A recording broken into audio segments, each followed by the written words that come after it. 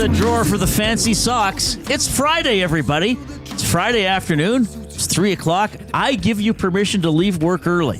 Yeah. If you're still working. Not you, Jay. What? You're staying until 6 o'clock. Nice try, though. That is Jay Milne. I'm Reid Wilkins. Matt Owanek is here as well. It's the Reid Wilkins Show with Jay Milne. Man, oh man, we got a great football weekend here in Edmonton. Tonight, Golden Bears hosting the Dinos, 7 o'clock at Foot Field. The Golden Bears 1-0, ranked number 5 in U Sports football. And, of course, tomorrow at Commonwealth should be a great crowd to see if the Elks can sweep the Labor Day home and home from the Stampeders. Games at 5. Our coverage here on Edmonton Sports Talk begins at 4 with the Green and Gold Kickoff Show with Jay and Matt, and then they'll be on after the game with the Green and Gold post-game show.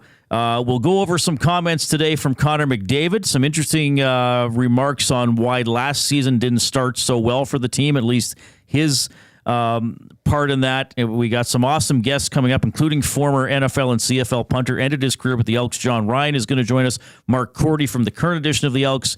We got TSN's Rod Smiths. We got Sportsnet's Kyle Bukauskas. We got Hart Levine from Puckpedia to look at some contract mechanisms that may or may not help the Oilers, but they something they may choose to pursue.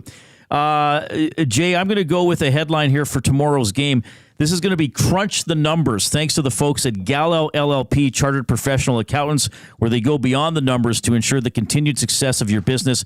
Reach out to Preet or John at Gallo LLP if you'd like to discuss further how they can crunch your numbers and help your business grow. Check out their website, gallollp.ca, and see how Gallo LLP can help your business grow. Our weekly segment, Crunch the Numbers. I'm going to keep it very simple for this one, but I do think it's significant to discuss this. Logan Bonner, who got into the garbage time snaps for the Stamps on Monday, will start tomorrow. And I would say, we've been talking a lot about the Elks season not being on the line with a lot of games, but we even though you and I kind of have a different threshold for how they can get in, we agree that the Elks don't have a lot of wiggle room with losses. Calgary's in that position as well. I mean, they don't have very many more losses. So their season kind of on the line. They're taking Jake Maier out, 4 picks against the Double E on Monday. Logan Bonner will play. Here's what I can tell you about his CFL career numbers. 8 for 14 for 94 yards. That's it. He's thrown 14 CFL passes. Now, of course, like a lot of guys in the CFL, his college career was great, yada, yada, yada. Pro is different. So that you can go wherever you want with this, but I want to ask you this first of all. You played, defensive back for the Golden Bears. When you have no tape on a guy, like to me, meaningful tape. Okay, they'll look at the few passes. Good, bad, does it matter? I know you expect the Elks to control this game anyway. What do you think of Bonner going in and how the Elks prepare? It doesn't really bother me, but it doesn't. As a player, he's not the guy that was starting. So he's not any better than Jake Maier. I think they're making this switch just because of how bad it is. And I honestly think they're trying to take a page out of Edmonton's book and say, hey, let's see if we can get a spark from Bonner, a la the Trey Ford effect. Because something's got to change there. It was just a very, very lackadaisical approach on offense. Couldn't get anything going. And not to say that's necessarily Jake Maier's fault, but for Edmonton right now, the focus has to be just to keep doing what they do, to do what they do best. That defense is averaging 22 points given up per game. The league average is a lot higher than that, and their overall season average for Edmonton is 27.5 points. So it's 22 over the last 5 games. 5 games in which they're 4-1, right? But their season average is still at 27.5. So they are playing way better right now defensively than they have been all year. They're second in the CFL with 15 interceptions as a defensive secondary. I mean, 4 interceptions last game, sure, still bumps that number, but hey, they count. Yeah. Every one of them counts. So I would just say stay status quo. Don't worry about Calgary. Worry about what you can control, which is your game, your defense, your offense. And if they can do that and stay focused, I don't see this game being much of a problem for them. It's interesting how things have shifted here over the last month and a half with the Elks. I just did a hit on a Calgary radio station before I hopped on, and the host just wanted to talk about Draisaitl and the Oilers. And at the end, I said, "Well, you don't want to talk about the game tomorrow? Is that because the Elks are as big a favorites as they've been against Calgary in a long time?" He's like, "Yeah. We'll leave that. We'll leave that for today." But and this is nice to say. You make a good point that. We haven't been saying this for a while, but I'll agree with you for tomorrow. If the Elks play to their potential, they should win. Something would have to go. There'd have to be a crazy play, something off the rare play chart to help Calgary win. And you look at Monday's game, yes, a couple punt singles. You wish they would have got a field goal or a touchdown, but they were ahead the whole game. So Calgary always, and Edmonton had the ball more. So Calgary always was under pressure to score, move the ball. So if they put that pressure on a guy who's never started, we'll see if he's the second coming of Ricky Ray, but odds are he's at times at least going to look like a guy playing his first CFL start. Well, there's a reason he's not a starting quarterback in the CFL. That's not just by coincidence or happenstance. It's usually quite literal that he's just not good enough to be the starter. So unless everybody's been missing on this guy for a long time, and he is, like you say, the second coming of Ricky Ray. I mean, right now, this is what I also, Edmonton's only 3.5-point favorites, and I'm referring to coolbet.com here to get that line. That seems close. Am I missing something here, Maddie, or is 3.5 points way too close for this game, considering what happened last game and how much dominance they had over the Stamps? It's 3.5 now. 3.5. Yesterday was 2.5. Oh, what? So it's been the line. So Huss and I were talking about a lock shop yesterday. It's that initial home. No, wait, it was 3 points. It was dead on 3 yesterday. We brought it down to 2.5 in our cool bet parlay. It's hard to sweep always. I think there's a little bit of that. You're looking at the Elks haven't swept as a franchise these series since 2002. And while the Elks are playing a really good football, you can't always just fully count out the Calgary Stampeders. So I think it's a little bit of not fully buying into just completely on the Edmonton Elks just yet. But even the Bombers were only 3-point favorites at home against the Riders. You would think it may be a little bit higher than that. Yeah, but the Riders have a higher ceiling right now than the Calgary Stampeders, in my opinion.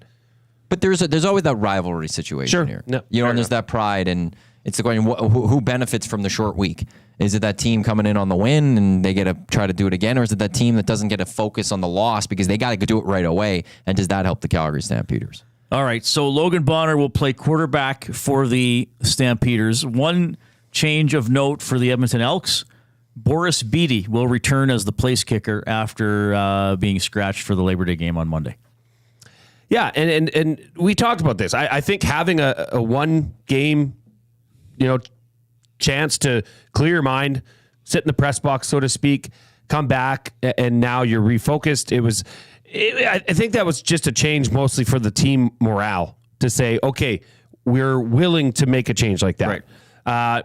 And to be quite honest, Dean Faithfull wasn't the answer that everybody was hoping for. He missed a 29-yard field goal. He almost missed an extra point. So, yes, unfortunately, as bad as the kicking has been for the Double E, Boris Beatty's probably the guy that's going to give you the best chance to hit, 4 or 5 and hit some longer kicks. So yeah, I hope he comes back with a much more, positive frame of mind, and hopefully he's able to kick it in the right spot of the ball, which was having issues with earlier in the season. I still don't get that one, but I don't get that either. It is what it is. Read these kickers, But we're having John Ryan on later in the show. Yeah, it's going to be great. Extremely good punter. Yes. That guy could punt the ball. Yes. And we'll get to it, but I played, when I was at Bears football, he was playing for the Regina Rams. Yeah. And he was kicking the ball like 60-yard moonshots back then. And you just didn't see that. Yeah, he's exceptional. Obviously, NFL, CFL. So we'll have John Ryan. Plenty more on the Elks as we move along throughout the afternoon. But the headlines there: Logan Bonner will start for the Stamps, and Beatty back in at kicker for your Edmonton Elks. But the Stamps quarterback change, I think, is dominating on field for that game. We had Evan Daum, Elks Vice President of Marketing and Fan Engagement, on yesterday, and they were within about 3,000 to 3,500 tickets of the lower bowl being sold out. They are not opening the upper deck for tomorrow's game.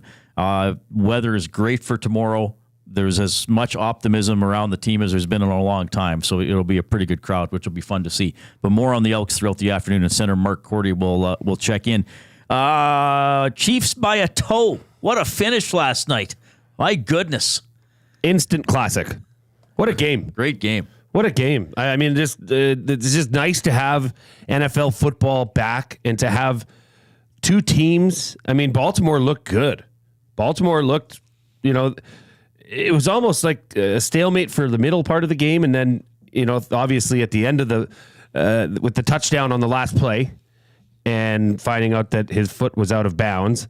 I just like how Harbaugh was immediately going to go for two. Yeah. Saying, screw it. We're going to either win this or lose it. You like that decision? I do. Because if you're giving the ball back to Kansas City or you're going to overtime, it's not in your favor. Mm-hmm. It's just not. So why not? It's week one. Show some resolve. Go for two. And in the regular season, a touchdown still wins the game on the first possession, right? The other team doesn't get to reply. That's right. And the overtime's only 10 minutes. It's a coin flip at that spot. Right. So you might as well have a coin flip in your favor. I don't mind. And you have the other team's defense having just been on the field, Gassed. Make them stop one more play. And I mean, it's only 2 yards. I mean, it's 3 in the CFL. It's only 2 in the NFL. You got to get for the 2-point convert. It's doable. It was a fun game to watch. I got to give you credit. You asked our Kansas City guest yesterday about Xavier Worthy. 2 touchdowns, including the first time he ever touches the ball in the NFL. I got him on my fantasy team. Oh, that's why you asked. I moved him from the Gager. You have yourself a lovely weekend. Hey, Gager, we're going to talk about where Gager's Enjoy going your celebrity golf tournament Yeah. tomorrow. But no, I hope he continues playing that. And electric. I mean, the guy's shifty. The guy moves. That is Tyreek Hill 2.0. And that is something and somebody that the Kansas City Chiefs need in their offense.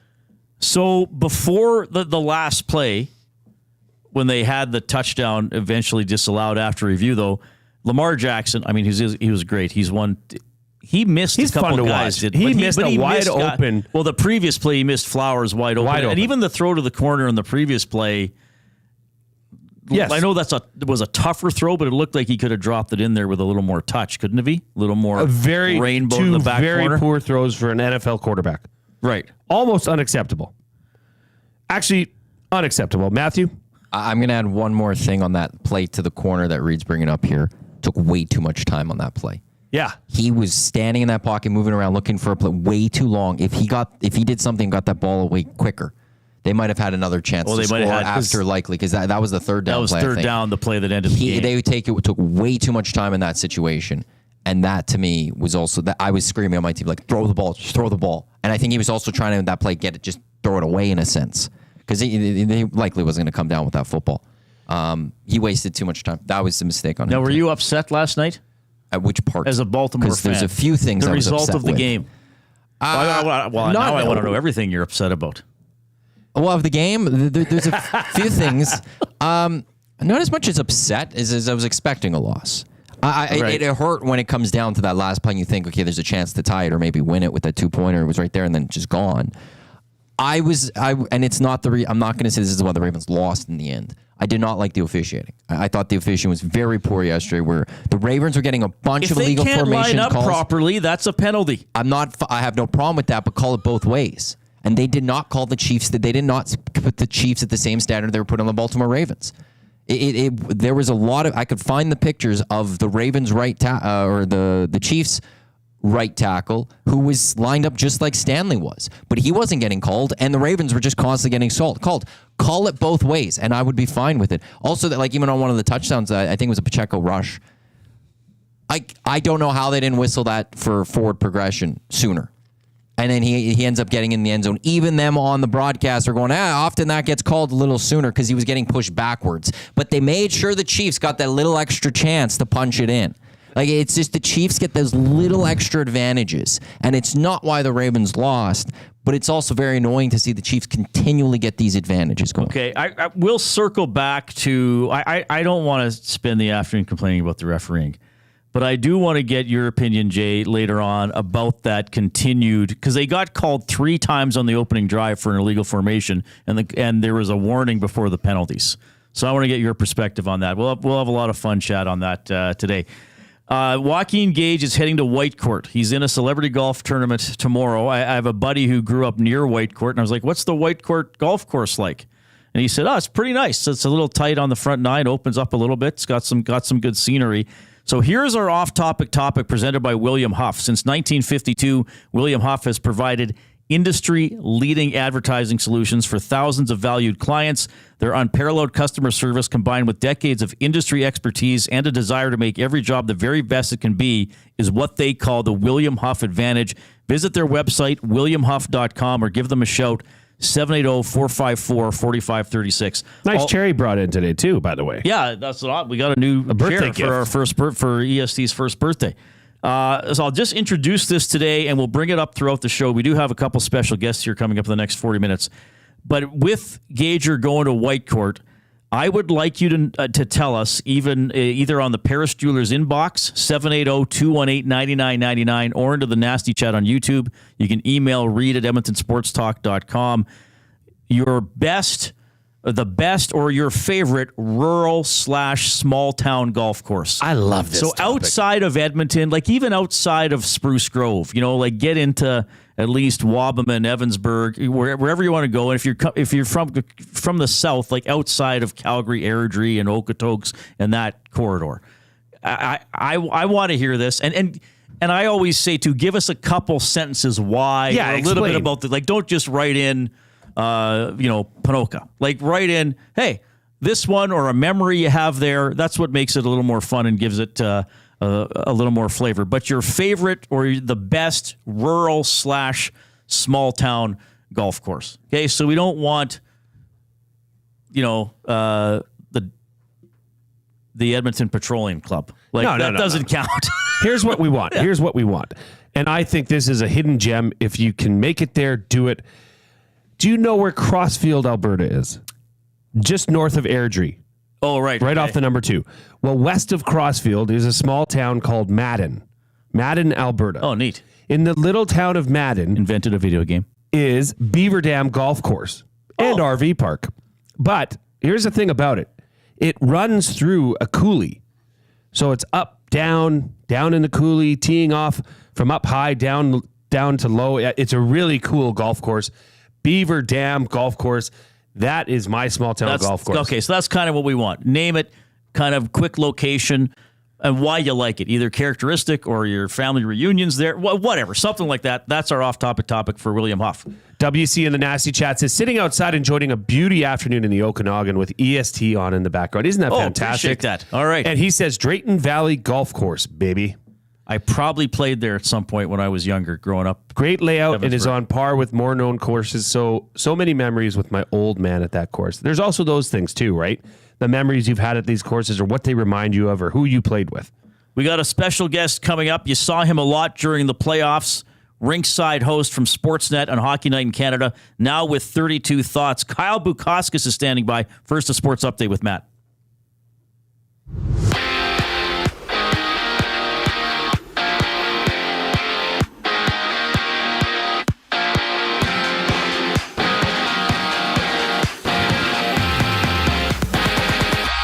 Alberta Golden Bears play host to the Calgary Dinos at Foot Field. Kickoff 7. Bears look to start their season 2-0, while the Edmonton Elks, they'll have MBT as their starting quarterback tomorrow when they take on the Stampeders. But the Stamps, they're making a change at QB with Logan Bonner getting the start. You can join myself and Jay Milne for the Green and Gold Kickoff Show tomorrow right here on Edmonton Sports Talk. We get going at 4 o'clock, live from Century Casino Sports Bar and Lounge. CFL Week 14 kicks off tonight, though, as the BC Lions and Nathan Rourke head to Montreal to battle Cody Fajardo and the Als. Kickoff 5:30. NFL Friday night action out in Brazil. We'll see the Green Bay Packers and the Philadelphia Eagles battle it out, while the Jays, they'll begin a weekend series against the Braves. Kevin Gausman heads to the mound for Toronto. One game already final. The Yankees shutting out the Cubs 3-0. Coming up next, we'll continue with the Reid Wilkins Show with Jay Milne. I'm Matt Awanek. You're up to date. Get all the latest news and takes on everything Oilers with Dustin Nielsen and Tom Gazzola on the Oil Stream. Live at noon, Monday, Wednesday, and Fridays. Only on EdmontonSportsTalk.com. Hi there. If you're like me, you like to picture yourself in luxury, even though there's absolutely no way you could afford it. And if you can, well, even better. Thankfully, I picture myself in something that is luxury, but still absolutely affordable, like the all-new Mazda CX-90 from Park Mazda. With the new luxury features like facial recognition settings and quilted detail Napa leather seating, I can pretend to be comfortable with all of my proper settings activated without even touching a button, thanks to Mitch Lewicki and the great staff at Park Mazda. I like to picture Mitch Lewicki with like a giant eagle's wings and singing lead vocals for Lynyrd Skynyrd with like an angel band. And I'm in the crowd hammered drunk. Park Mazda, your dealer for life in Sherwood Park off Y Road, parkmazda.ca. Conveniently located 10 minutes west of St. Albert, Wheeler's RV Storage will provide you with safe, secure storage for your RV, boat, or whatever you need to store. Open 7 days a week with gated keypad access and extra large stalls. Now is the time to take advantage of their limited time offer. Buy 6 months and get 1 month free. Now's the time to go to WheelersRVStorage.com. That's Wheeler's RV Storage. Safe, secure storage. Visit them today at WheelersRVStorage.com. Get ready, Edmonton. The moment you've been waiting for is here. It's time to celebrate the best of the best with the Esties, as we honor everything from Edmonton Sports Talk's incredible first year. Join us on September 17th at Metro Cinema for an unforgettable night of excitement, laughter, and recognition. Tickets are just $10. Secure your spot by emailing Matt at EdmontonSportsTalk.com. And after the show, let's keep the party going at Hudson's White Ave for the official after party. Mark your calendar, grab your tickets, and get ready to celebrate the best moments of EST. It's the Esties, September 17th.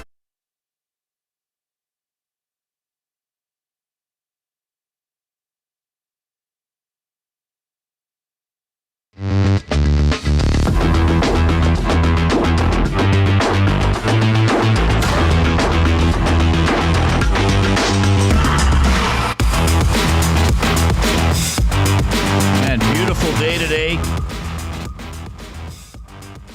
High of 30 tomorrow with the Elks taking on the Stampeders. Man, this is going to be great. I'm going to go to the U of A Dinos football game straight from work tonight. That's at 7 o'clock at Foot. So good stuff going on. I just got to interject, Reid. The golf courses are rolling in. Good. I even got an email about it. This is awesome. This is great. Keep them coming. We're going to highlight some of them. And if you are chiming into the Paris Jewelers inbox, 780-218-9999. We talked about this late in our show yesterday, but please, if you're coming over from where Reid used to be and you want to use your handle, include it in there because I can update here from our computer and we can then get to know each other. So, all right. Pleased to get to know our next guest more. I know him a little bit. But happy to have him on the Reid Wilkins Show. He is the ringside host on Sportsnet and Hockey Night in Canada, and now on the 32 Thoughts podcast. Kyle Bukauskas standing by. Kyle, it's Reid and Jay. How are you doing? Hey, fellas. Thanks so much for having me on. You guys are still getting 30-plus temperatures out there? Yes. You know it. Man, oh, man.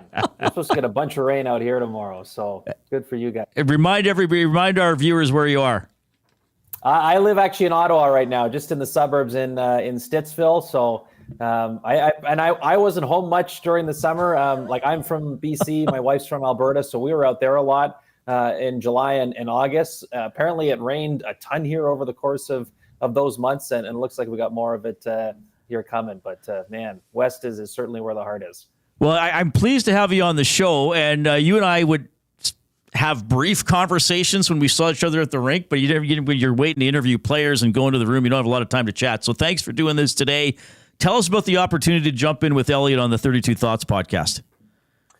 Yeah, it's great to be on with you, Reid, because as you mentioned, other than the occasional chit chat in the hallway before the room opens, that's all we've kind of been limited to until now. So it's great to be on with the two of you, and it of course came about in the summertime, and as I said on our first episode that came out this morning, I mean, I hate the whole situation that surrounds it all. I think the world of Jeff Merrick, but ultimately, Elliot with everything that happened, wanted to keep the podcast going, and so he reached out to me, during the off season, and I wasn't going to say no. It was a no brainer. You see the impact that podcast has made since they started back in 2017 and the reach that it has.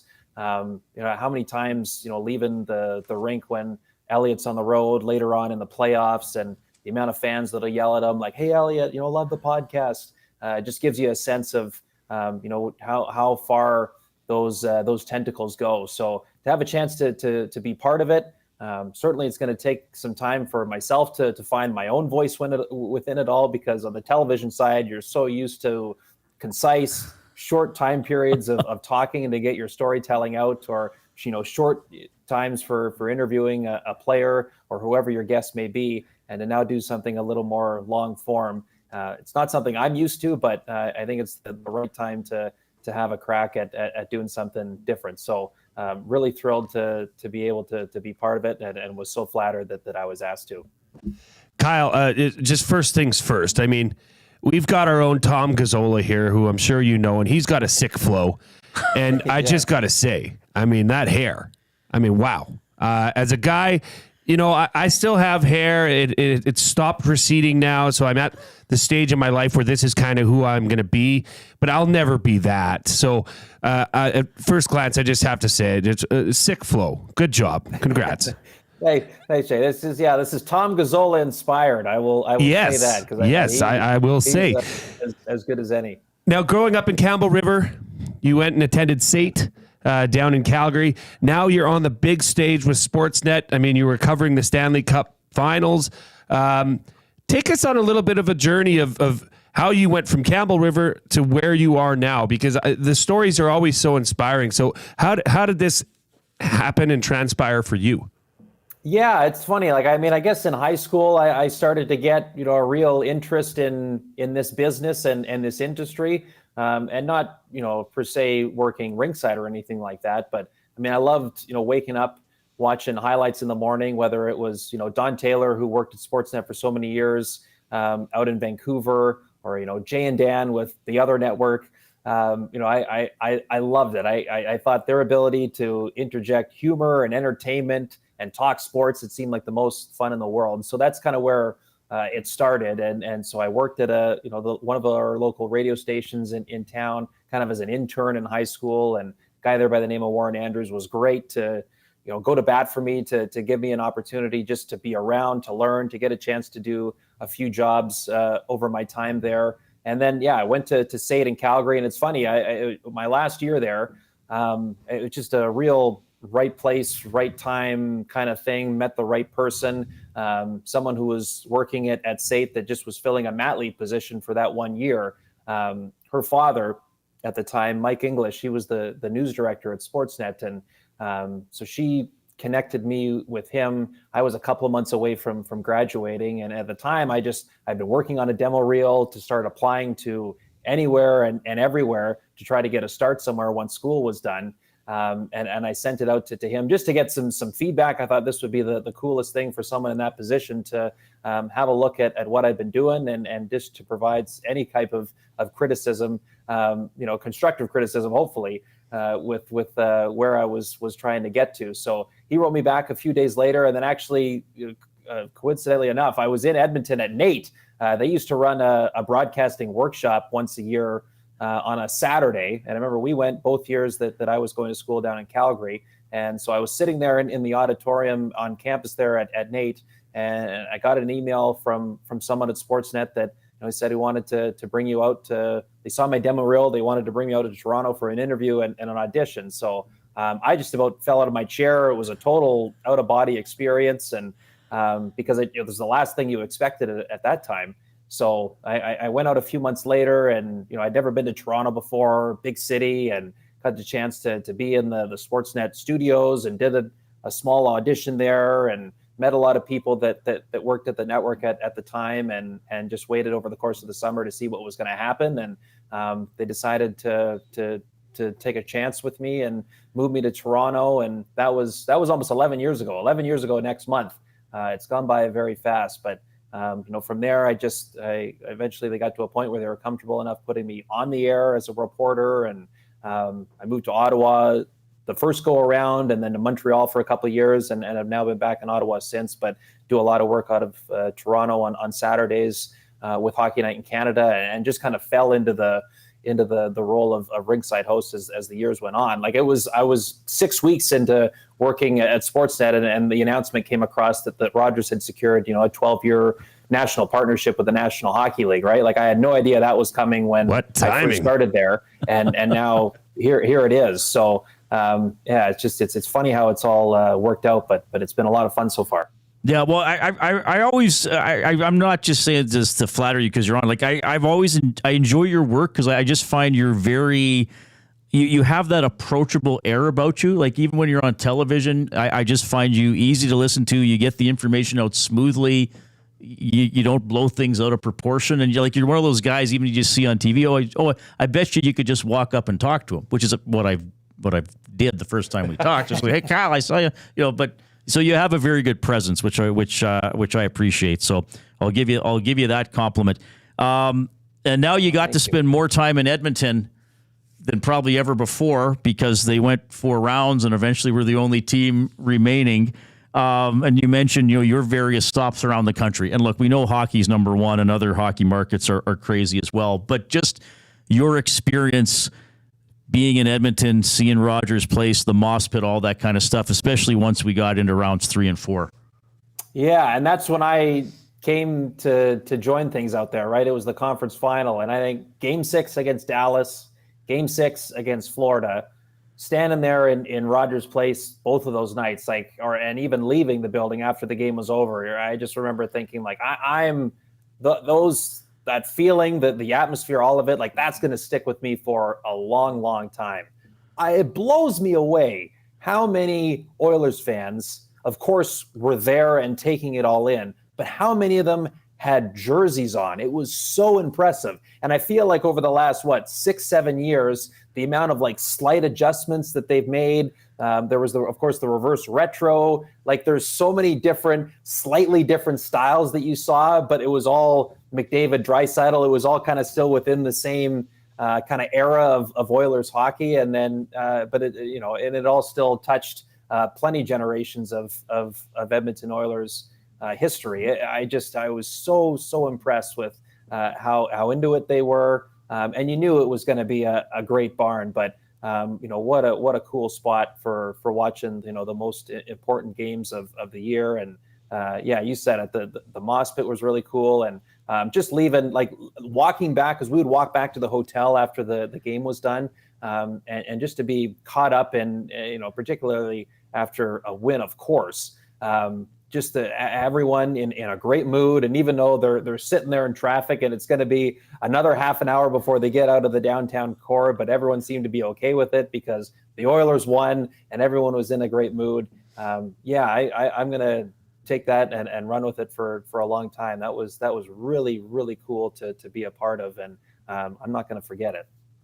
Well, staying with the Oilers, and obviously there's been some big news around Edmonton this week with the extension of Leon Draisaitl. What's the word out east on what now the Oilers will be doing next? Obviously, there's a couple other high-profile players that need to get signed, but there's also a salary cap. So, how do you find the Oilers navigating through the signing of Evan Bouchard and re-upping Connor McDavid? Yeah, don't you feel, though, the fact that Leon has committed for 8 years, Connor's going to follow suit. I totally understand when he did, his Zoom media availability after he signed that said, look, I do my thing. Connor's going to do his. Of course, he's not going to speak for him in that moment. But, you can't tell me that there hasn't been discussions going on between the two of them about where do we see the future here, particularly in Edmonton, and of course with the two of them. So it was obvious with him committing for 8 years that they see a chance to have long-term success here. And I'm sure they're looking at it going, the best chance of winning consistently is if we remain teammates and continue to go at it and surround ourselves with good people. And I really love too, just how he talked about, the girlfriends, the wives, the families have all gotten to know each other. Having a chance to work with Craig Simpson now for a number of years and him being part of those Oiler teams in the 80s, winning a cup in 88 and again in 90. That was the one thing that he's brought up on a number of occasions of everybody knew each other's dads and moms and wives and brothers and sisters. that's just what a winning environment kind of cultivates. And I know this group hasn't quite got there yet. They were right there against Florida last year, but they seem to be on that path, and that all plays into eventually becoming a champion. So I was really encouraged by hearing that from Leon, and I think the whatever Connor's going to want to do, I think the Oilers, of course, are going to go along with it. I know Elliott's conveyed the anecdote when Jeff Jackson was still at the time his agent when he came in for negotiating the current deal that he's on. Walking into the Oilers front office and saying, "We're not going to ask for 20% of the salary cap," and the Oilers going, "Oh, phew, thank God, because we would have had no choice but to give it to you." So I wonder. I think that's all going to sort itself out. I'm sure the Bouchard side, when that comes time, it will sort itself out. I just believe that in the here and now, this is a team that's got so close and has no indication or feeling of taking a step back. So the big business of getting Leon done, you took care of it. Now you try to do everything you can to win this year, and the rest of the salary stuff and the other players that will come due over time. You take care of it when you have to. But in the meantime, I think you're looking at the here and now and trying to build a team that can get the 2 more goals that were required last year and to win another championship. Kyle, thanks for doing this. Congratulations on joining Elliott on the 32 Thoughts podcast. Thanks for sharing your broadcasting journey as well. That's a great story. I think you're a great success story and an inspiration for the next generation of broadcasters as well. We'll have to have you on again. It's almost Friday night where you are, even closer than it is here. So you probably are trying to get some relaxation into the weekend. But thanks for sneaking us in, and we'll see you soon, okay? My pleasure. Thanks, Jay, Reid. It was great to be on with you finally. Thank you very much for having me on. Right on. That is Kyle Bukauskas checking in, ringside host, Sportsnet Hockey Night in Canada, co-host of 32 Thoughts, the podcast. We'll have to ask him about the Charles Barkley interviews next time we have those on. were so good. He had some good quotes what on a charming man. He's very genuine, yes, right? I think that's why it works for him as a broadcaster. He's really cool. We got a more seasoned broadcaster, Rod Smith from TSN. He's in Montreal getting ready to call that game. He'll join us first. Here's Maddie with a sports update.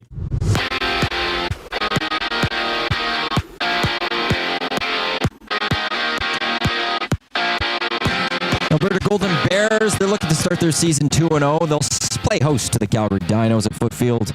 Kickoff 7 o'clock. MBT will get the start for the Elks tomorrow when they play the Stampeders in the Labor Day rematch, but Calgary's making a change at quarterback.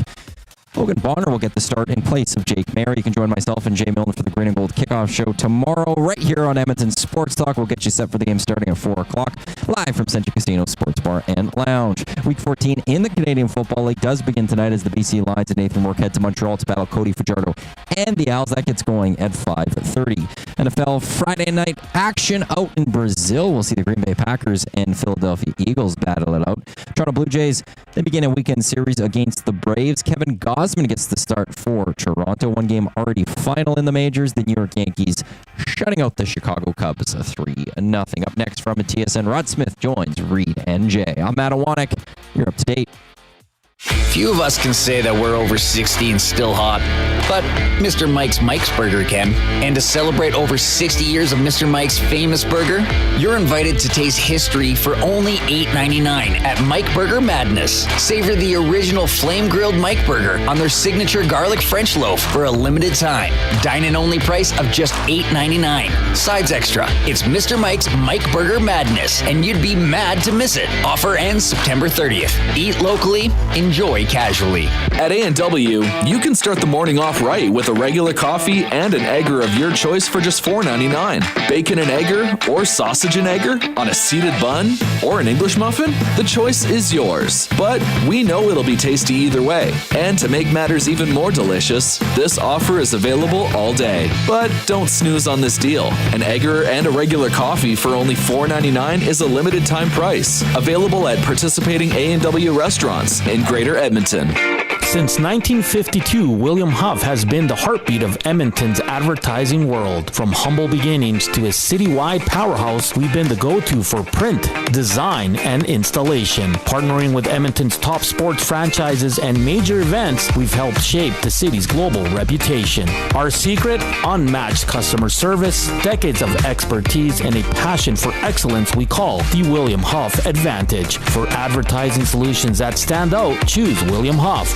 Visit us at williamhuff.com. If you've been injured in a car collision, let James H. Brown and Associates, Alberta Injury Lawyers, protect your interests. They'll be there every step of the way to help answer your questions and help you get your life back on track. Trust Alberta's precedent-setting injury lawyers with their unrivaled experience, unrivaled results, and unrivaled commitment. When accidents happen, call James H. Brown and Associates, Alberta Injury Lawyers, 780-428-0088, or go to jameshbrown.com.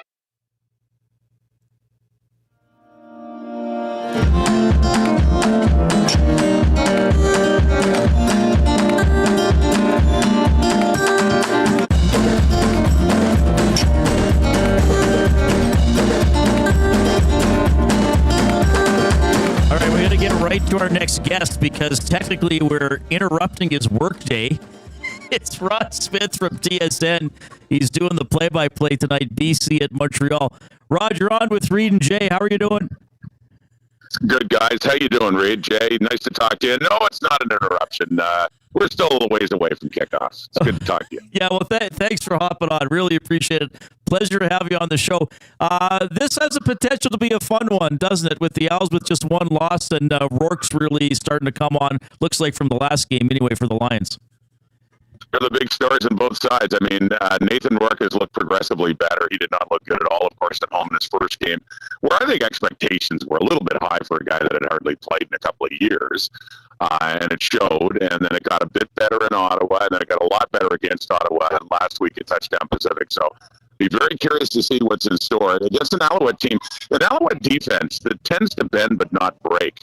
I mean, they give up by far the fewest big plays in the CFL so far this season. So Rourke, I would think, is going to have to be patient and take that stuff underneath, the shorter stuff that Noel Thorpe's defense might give him. But I'm intrigued because BC's looking better after a brutal 5-game losing streak. And the Alouettes, I mean, this is just a tough team to beat anywhere.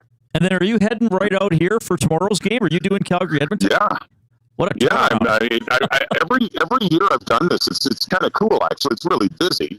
And I'm pretty well prepped for the Stamps and the Elks. I pretty well have to be because I'm on a plane in the morning and fly out and then get to the hotel, maybe have a couple of hours to do a bit more prep and then off to Commonwealth. But it's my only trip out this year, so I love going out there. And my timing is pretty good actually right now because I'm assuming and hoping there'll be a little bit more crowd engagement, a little more excitement about a team that's really on the rise lately. How do you? So you mentioned your prep. So I want to ask you this, and I've watched you as obviously on SportsCenter for years, and you do play-by-play as well. Do you prepare? How do you compare and contrast, I guess, the preparation for those two different roles? Well, for SportsCenter, I mean, it'd be a half hour. It used to be a half-hour show, an hour-long show, and there used to be more writing involved, and a lot of it is just package chats and interviews and things like that. So sometimes when it comes to the live execution, there isn't as much to do because a lot of it is done throughout the course of the day. And you sit down and a lot of it is scripted too. I mean, I would do my own writing, but I would have, the time to sit down and write leads to items and things like that. So it's very different that way. Whereas this, and what I really love about this is my stage of career. I mean, you have to prepare. You have to know your names and numbers and storylines, but you're telling the story of something you don't know the outcome yet. You don't know what's going to happen, and that part's exciting. That you sit down and you watch a game just like a fan would, and talk about it and get paid to talk about it, which is just it's incredible to have a job like that. It's really especially this game, this league, which I've loved all my life. But yeah, this one it's more challenging, I would say, than my time hosting SportsCenter, as gratifying as that was, just because you're dealing with you got to be ready for just about anything in a 3-hour window. Rod, I mean, obviously out here in the West Division, things are getting extremely tight. the Double E, the green and gold are rolling hot right now. They're from 0-7 to 4-8. What do you think sparked that change? We've had our inklings, but I want to hear from you who's followed the game, follow the CFL very closely. What do you think changed, aside from the easy answer of Chris Jones left, but do you think there was something that changed in the locker room, or what do you feel changed to take the 0-7 Elks to now rattle off 4 of their last 5? Well, it's an interesting question because you're right. The obvious thing would be the coaching change, except for Jarius. And I called that first game that Jarius had in Ottawa, and they looked worse. They actually took a step back in his first game back, and then I think they lost one more close one before they started, in their winning ways. I do think it's interesting. I really don't know. I mean, I haven't talked to people in the room as to whether people had tuned out Chris Jones. I don't know if that's the case, but Jarius seems to really now, with each passing week, just seems to have the confidence of his players. It certainly looks that way, and a lot of respect for a guy that played the game. So there's that factor. But I mean, I think the narrative was trending toward this clamor to get Trey Ford in, which was getting louder and louder. He comes in. He was definitely a spark, especially the game in Saskatchewan, and even the way he came off the bench before that to earn that start. I mean, there were signs that that quarterback change was going to really mean something. And yet, look at the way McLeod Bethel Thompson has played since he got the chance to come back in again. I mean, and I even saw games that he played earlier where his numbers were outstanding. It just didn't look to me like it was a quarterback issue early on when they were losing close games. So all I can think of now is I think of a game in Toronto, I think back in week 3, where they lost on a walk-off. It was such an exciting game, and Edmonton's offense was just outstanding. Less than a week later, they go to BC. They lose on a walk-off field goal again. They were losing games like they were just shy of the hump and just couldn't get over it. And now it looks like in the last 4 or 5 weeks, with the exception of their game here in Montreal, which you could argue they should have won that game too. They're winning those games they were losing earlier. It was all that close. I really don't think the change has been that dramatic. They already had good talent, had good players, and they're finding that extra gear to play winning football now. And I don't think it was, I do think a few things have made a difference, but I don't think it's some dramatic shift in the way the Edmonton Elks have played football. All right. Rod, I said I wouldn't tie you up for too long because I know you're doing this from the stadium. That's going to be a fun game tonight. Have an awesome call. Have a great trip to Edmonton tomorrow. And yeah, I do think it's going to be maybe the best environment in Commonwealth we've had in several years tomorrow when they take on the Stampeders. So enjoy that one. Thank you so much for your time. Well, thank you. It's great to talk to both of you. Appreciate it. That is Rod Smith from TSN, long time on Sports Center, now doing CFL.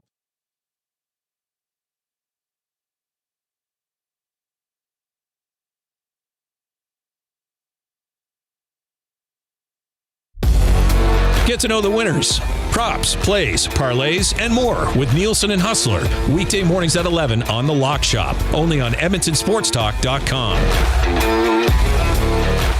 Hey Edmonton, ready to take advantage of lower rates and better pricing? South Fort Chevrolet in Fort Saskatchewan has you covered. From rugged trucks to sleek SUVs. And with over 40 years in business, you can trust that you're getting the best deal on your new ride. As the proud title sponsor of The Nielsen Show, EST listeners can drive a little to save a lot with South Fort Chevrolet's transparent pricing and down-to-earth sales team.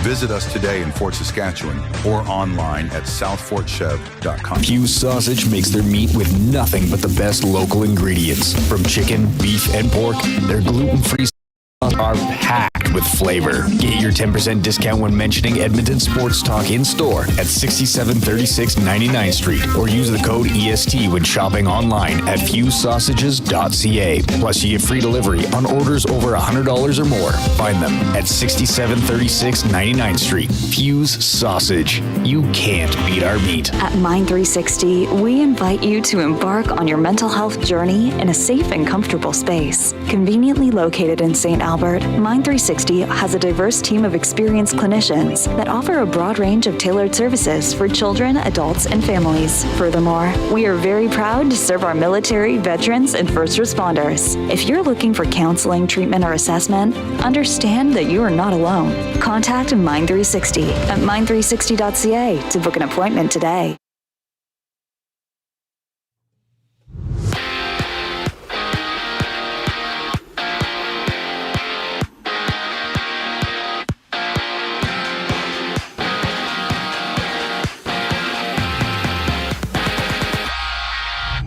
Alberta Golden Bears, they'll play host to the Calgary Dinos at Foot Field, 7 o'clock. Bears looking to start their season 2-0. MBT will get the start for the Elks tomorrow when they take on the Stampeders. While the Stamps are making a QB change, Logan Bonner getting the start. You can join myself and Jay Milne for the Green and Gold kickoff show tomorrow, 4 o'clock, live from Century Casino Sports Bar and Lounge. Week 14 of the CFL will begin tonight as the BC Lions and Nathan Rourke head to Montreal to battle Cody Fajardo and the Als. Kickoff 5:30, while the NFL has a game tonight out in Brazil as the Green Bay Packers will go up against the Philadelphia Eagles.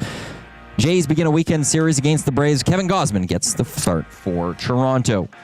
This Edmonton Sports Talk update, it's brought to you by Wheeler's RV Storage, conveniently located 5 minutes east of St. Albert. Wheeler's RV is your safe and secure place to store your RV, boat, or whatever it is you want to store. Visit them at wheelersrvstorage.com. Take advantage of their limited-time offer. Buy 6 months, get 1 month free. Go to wheelersrvstorage.com today and get your storage needs taken care of. Up next, we continue with the Reid Wilkins Show with Jay Milne. I'm Adam Wanek. You're up to date.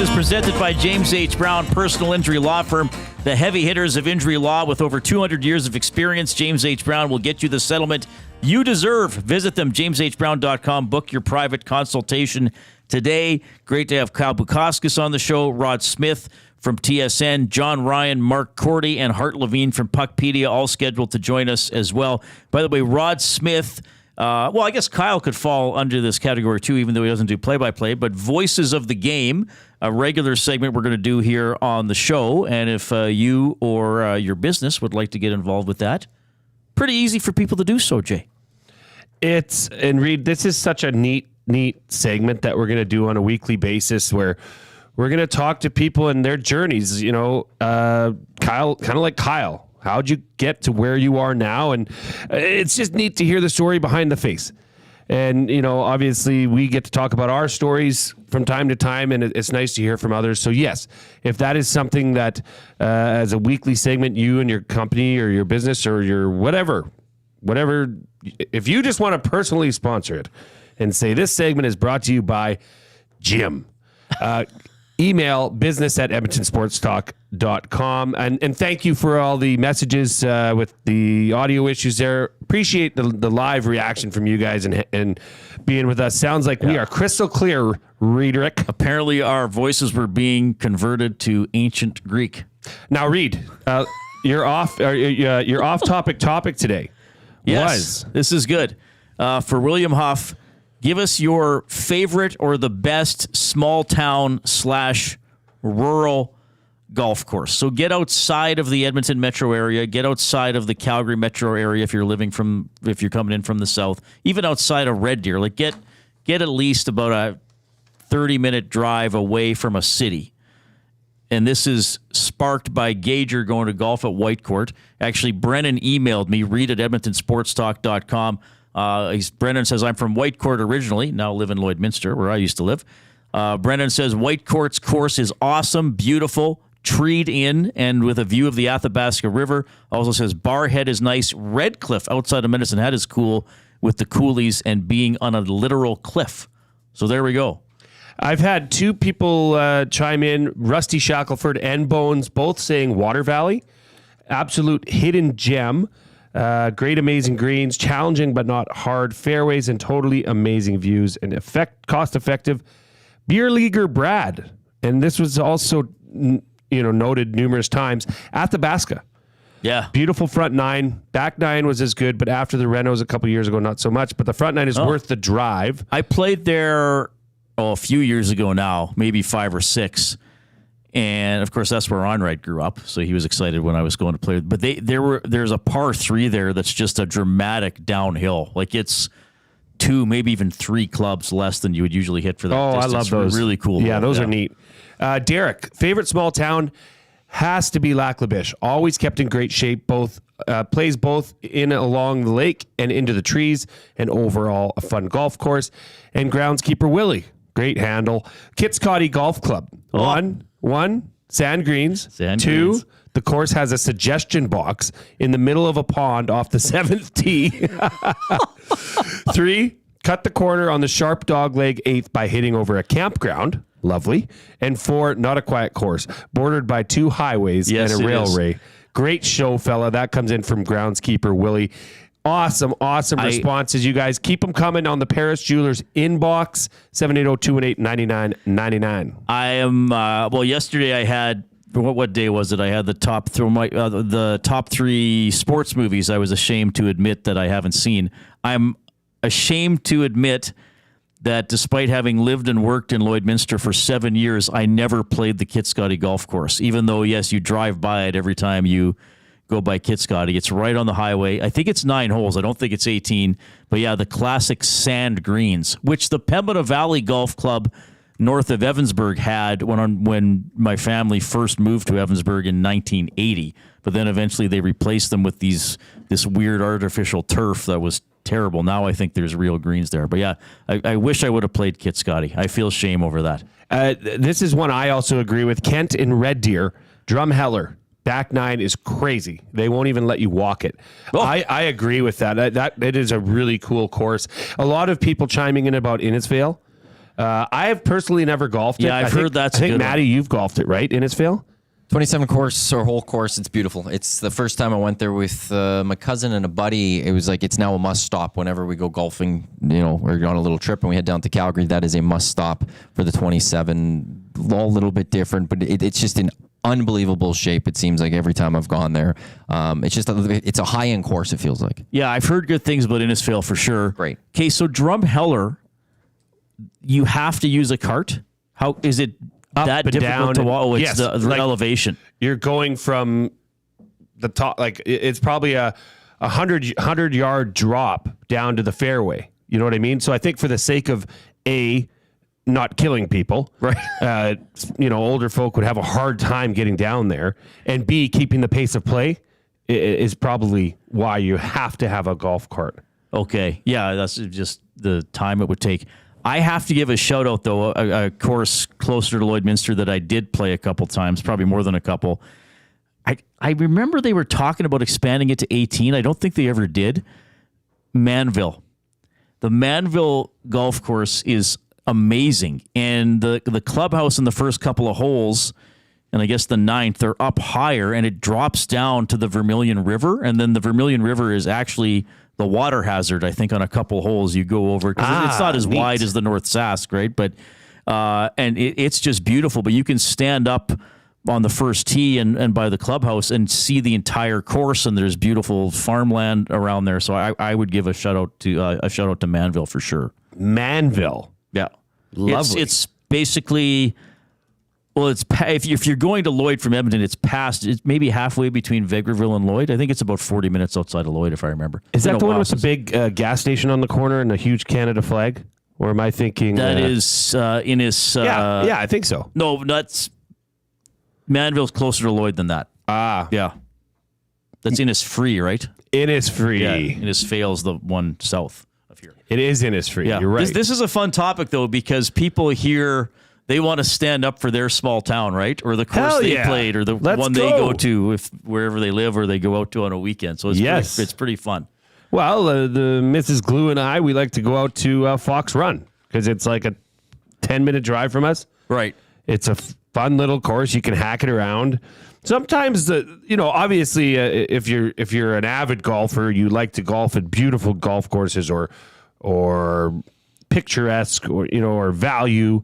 But sometimes you just want to go somewhere where it's not as stuffy or serious, and you can just go hack it around and But I will say this: bang for your buck. One of the best golf courses I've ever golfed that is picturesque as can be, but not overly expensive, is the Golden Golf Club. It's on the way. It's across the Columbia River just before you go up the hill to Kicking Horse.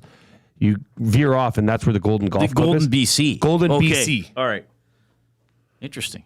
Yeah, it is fantastic. If you're ever driving through there and you can fit it in, do it. I believe with a cart it was under $100 still. Well, that's not bad. Yeah, it's reasonable, right? 780-218-9999, the Paris Jewelers inbox. Your favorite or the best small town / rural golf course and why. People have been writing in the whys or little descriptions of a signature hole or the overall feel of the course. This is fun. And hey, you still got a few weeks to golf this week. This was going to be one of the hottest weekends of the year, so you can still get out there. Do we have our guest already, Matthew? We're going to connect soon. We're going to connect soon with Hart Levine from Puckpedia, who is going to outline how these deferred payments might work on NHL contracts. Was it Jarvis and Slavin have it? And it seems to be an interesting way to possibly get cap related. And you read something yesterday. People are, well, Bouchard's got to do it. It's confusing. The Oilers got to get Bouchard to do it. It's a little unconventional in a world of pro sports with a lot of athletes, not just hockey players, wanting the money up front. Or even Draisaitl's contract, his actual salary is most years is only $1 million, but he gets a big bonus on Canada Day when the new year for the contract starts. So we'll dive into that here with Hart Levine in a couple of minutes. John Ryan, former CFL and NFL punter, won the Super Bowl with the Seahawks. I've talked to him several times in the past. He's always very entertaining and informative. And Mark Cordy from your Edmonton Elks will be on the show. Oh, he played for the Bears. That's the team you were on. You probably know him. Thanks, Brian. Just saying, he was a Golden Bear. You guys did not play together. We did not, but I have some good questions to ask him because he was part of the new era of Golden Bears football, which included Chris Morris. Big game tonight for the fellas. Gonna kick some dino ass. Gotta hate Calgary. Was that the team you hated the most? Dino hate week. No, I hated Saskatchewan Huskies. Yeah, more. I'm with you there. Because they used to kick the crap out of us. They were a hard kit. They were hard. Yeah. All right. That's all coming up here, the final 2 hours of the week. I did thank you, everybody who sent me congratulatory inbox, nasty chats, tweets. Made it to 1,000. You made it to 1,000 followers on X. By the grace of God, we got it done. I did have some people when the battle was happening with YouTube, Trev and I, say some awfully mean things to me on Twitter. Really? Yeah, I wrote down mean to you? I wrote down a few of them. One was "suck it, glue guy." Oh, that's probably from one of your friends. No, it's not. Silly. It was it's "suck it, glue guy." And then the other one, "suck it, Trebek." Yeah, the other one was "that bum" at Jason Milne. Maybe he was referring to YouTube Trev. No. And Trevor. One guy offered Trevor's YouTube Trev backwards. lifelong free pasta for because he said not to, not for Jason Milne. Okay. Well, good for you for getting to 1,000 followers. Maddie, you have something you want to say? Hart thought it was 420 for the hit, so he just is going to log in right now, and he's going to just log in right away here. So I'll let you know. I may have gave him the wrong time. I'm just letting you know where Hart is. Yeah, I'm checking your messages. I told him 420, and I put 4 on the lineup. That's my fault. There's my goof up for the day. Seems like a lot of people have he says today. It'd be good. He just needed to hang up the phone and then log in. Okay. Seems like a lot of people have the afternoon off today. Getting a lot of people that are hitting the happy hour already. This is why great. not? This is great. A lot of Coal Creek. Seansy's in the Paris Jewelers inbox. That's the one with the black Creek, yeah, bunkers. It's a hidden gem as well. It was a former coal mine. Coal Creek is... How far out of Edmonton is that, though? I can't remember. It's like downtown Edmonton, you're talking about an hour. South of Toefield, right? Ish, somewhere around there. Yeah, Toefield is what it's listed as the town. Nate the Builder, Pine Hills Golf Club in Rocky Mountain House is unreal. Oh, wow. Beauty of a course. Thank you. And I wish you would tag your name in this. Please do. Is this Duff Man? I don't know. You tagged it before. Anyways, no, that's not. But he said, suggestion box at Kit Scotty, get grass greens. I was a little bit surprised. Of course, it's people's opinions. I was a little bit surprised a course with sand greens was suggested as a favorite rural golf course. But maybe that's part of the charm. If you are listening and watching on YouTube, please hammer that thumbs up. The more thumbs up means the more people get to see Reid's beautiful face. Oh, my God. And we can talk more board games. Should wear a bag over my head. Maybe we'll have bagged Wednesdays. All right. It'll be the new canned ham. Well, I ruined this guy's schedule this afternoon. Hart, I that's me that messed up the time. So thank you for adjusting. Hart Levine from Puckpedia is here. What a way to have you on my new show, giving you the wrong time. Thanks for hopping on. Pleasure. No problem at all. Hart Levine with Puckpedia. Give us how long has Puckpedia been going strong now?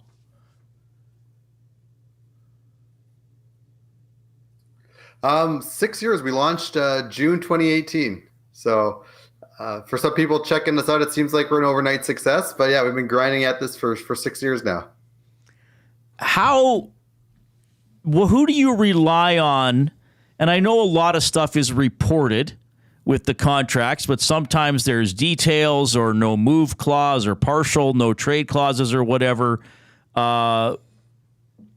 And maybe you can't disclose everything, but obviously there's media reports. Do you have contacts with agents and things like this? Like, how do you make sure you have all those correct details for contracts? Yeah, over the years, built a really good network of relationships throughout the game. Try to be first with a lot of the news, especially contract news. We try to be first with it. And if not first, we get the details first or really quickly. So it's relying on a big network of people and relationships, and then also just making sure that through all the official reports, especially in season when there's transactions happening every day, we check against that and make sure it's all accurate. So it's not just anyone can see the Draisaitl cap hit and put that in, but it's about getting the information first and complete, getting all the details by year and having it all accurate and complete. Hart, and you reported on this and actually wrote an article on it, so I feel like I'm talking to the exact right person right now to explain this. But Carolina signed Seth Jarvis and Jacob Slavin to deferred contracts. So it's led to some discussion about the re-signing of Evan Bouchard to possibly a deferred compensation contract and how that can reduce the cap hit bit by bit. Can you explain what exactly this is all about? Because it seems like this is possibly the new way of contracts, going forward in the future. Sure, I'll try. Yeah, it's confusing. So I know. Well, it's. We want to make sure I'm not going to put anyone to sleep. But basically, Reid started this new show, and if he was offered to be paid his salary for this first year, during the year, or if he was offered, Reid, you work this year, but we're not going to pay you for 9 years the same amount, like what would he prefer, right? Obviously, Reid, you want to get paid as you're doing the work, right? So that's how most contracts work. There is something in the CBA that's been there from the very beginning. It just hasn't been used very often. That does allow, if the team and the player agree, to defer that compensation. So the actual earning of the pay is tied to a specific season. So in Jarvis's case, in the first season and the second season, the compensation that he earns for doing that work, for playing that season, part of it is going to get paid in that year, but a big chunk of it is going to get deferred till after the contract is over. And so because Reid would rather have his money like now than wait 9 years to get paid for his work, obviously it's worth more now, or the opposite is to say that same money is worth less down the road, right? And so we use a formula to figure out what is the value of that payment out in the future, but in the season that it's actually earned. So in Jarvis's case, he's getting part of his money for season 1 is going to be paid out after the contract in season 9. Well, that's not worth the same as if he got it paid in season 1. It's going to be worth less because he's got to wait so long till he actually earned it to get paid. And so that's, we built this calculator on the site that calculates it. That's where you need to use like an interest rate to figure out what is that reduction in value. And so when you do that formula, basically any compensation that's going to be paid out after the contract, bring it back to the value from when it was earned. That revised number is what's used in the cap hit calculation. As we know, cap hit is the dollars earned divided by the number of years. So we're just modifying the dollars earned to be the actual value of the dollars when they were earned, not when they were paid. So it does reduce the cap hit. Now it requires, two people to dance to make it work, and the player has to agree to it. Teams have been offering this to players for a long time, and especially this summer. And guys like Marchessault and Stamkos said no, thank you, because they would rather get their money up front. It needs to be worth it for the player, or they really want to help and work with the team. In Jarvis's case, he actually only deferred it to one day after the contract ends. So, the contracts typically end on June 30th, and he's going to get this deferred money, almost $16 million, the day after. So it's really, in his case, no different than just a super heavily backloaded draftloaded contract, right? Like we saw Draisaitl's deal. He's getting a big chunk of his money in the first few years. That's what players would prefer. In Jarvis's case, you can think of it like he's basically getting the money in the last part of the deal, but because he's moved it like one day after the contract ends, it's at a reduced cap hit. So maybe I'll pause there and see if you have any questions. That makes sense. It's interesting to me. Well, because it's at the point now, I understand what you're saying, that you use me as an example. I want to get paid while I'm working. But hockey players, I still think they know that when they're getting the multiple millions of dollars, they're going to make enough. And then, oh, by the way, I can get more at the end of the contract. So why wouldn't more guys help the team a little bit if there's some cap savings for their club? You know what I mean? Yeah, that's one way of thinking about it. Or you could think of it like, hey, if you were offered the same amount of money from one place to get it right now, and the other place you have to wait 8 years, you're going to pick the place that's going to offer it right now, right? So players have options, and so they could go to the market, and I think it's a perfect example of Stamkos and Marchessault. Tampa and Vegas offered them deferred deals by all reports. They went someplace else where they could get the money up front, right? They didn't have to do that kind of deal. So it's about, the player could do that to potentially help out the team.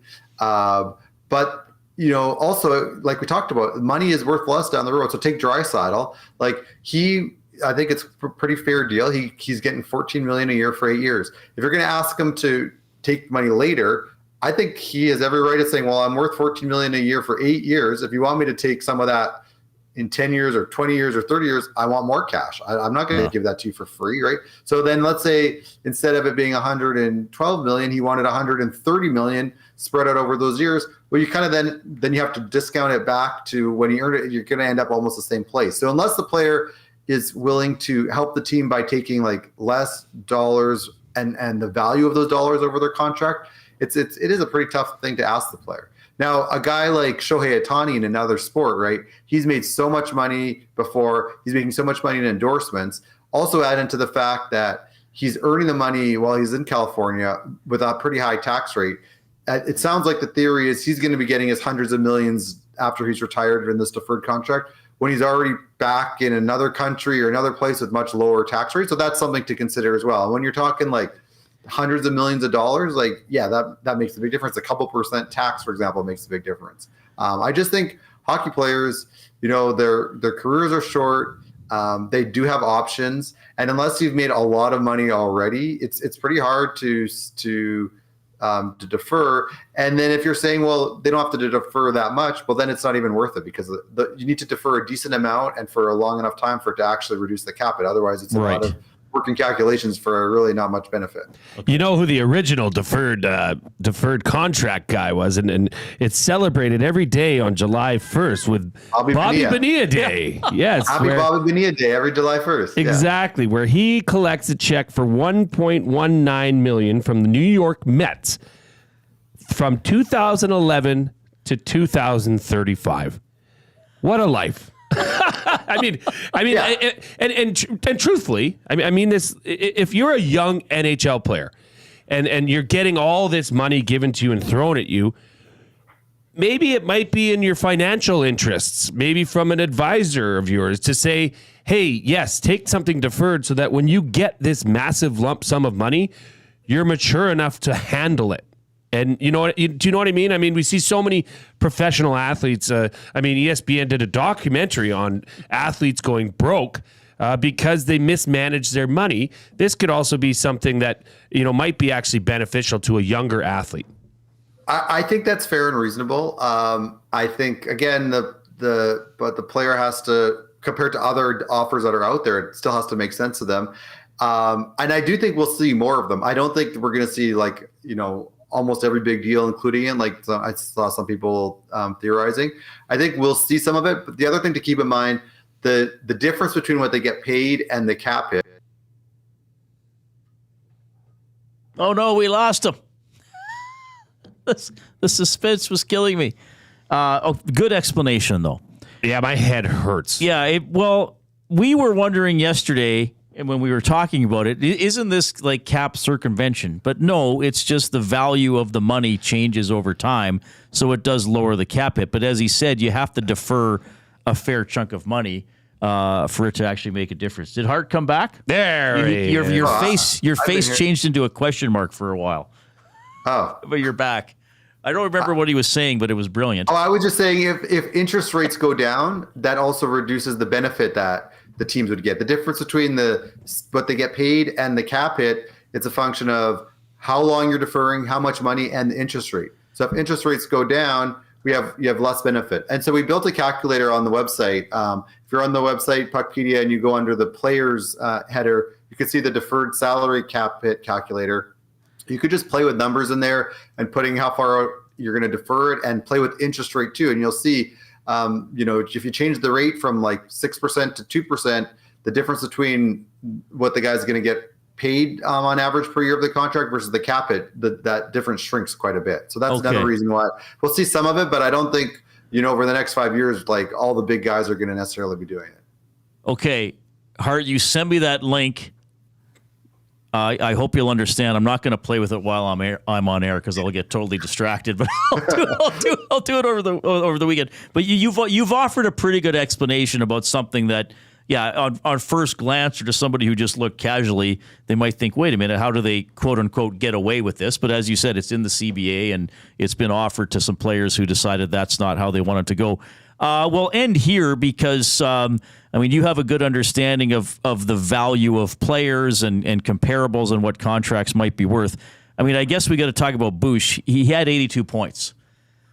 Like, if he can do that again, are we approaching a $10 million AAV for Bouchard on his next deal, or what do we look at? Yeah. That's an easy question. Yeah. Yeah. First of all, we got a little spoiled over the last number of years with the flat cap, right? Where you could look at a contract from a few years before, it's kind of the same as a contract today. Well, now that the cap's going up, went up just over 5%, it's likely going to keep going up 5%. For example, Austin Matthews' $13.25 million contract that started this season, that's worth, as a percentage of the cap, that's worth almost the same as Leon's $14 million next season, right? So, when we say $10 million defenseman, that seems like huge, right? But that's, the equivalent of maybe an $8.5 million defenseman a couple of years ago. So you have to also adjust what that means. But the other thing too, part of what drives the player's contract value is how many UFA seasons that the contract includes. And because they bridged him a couple of years, right? Like, he's UFA eligible in 2027. So this new contract is only going to cover 2 RFA seasons and the rest UFA. So it's not going to be the same as if he was a pure UFA, but you're not getting that much of a discount since he's only 2 years away. And he also, I don't think it would ever get there given the people involved, but he could file for arbitration 2 times and then become an unrestricted free agent if he wanted to. So that's where the leverage really shifts. I'm sure you've talked a lot about Broberg and Holloway.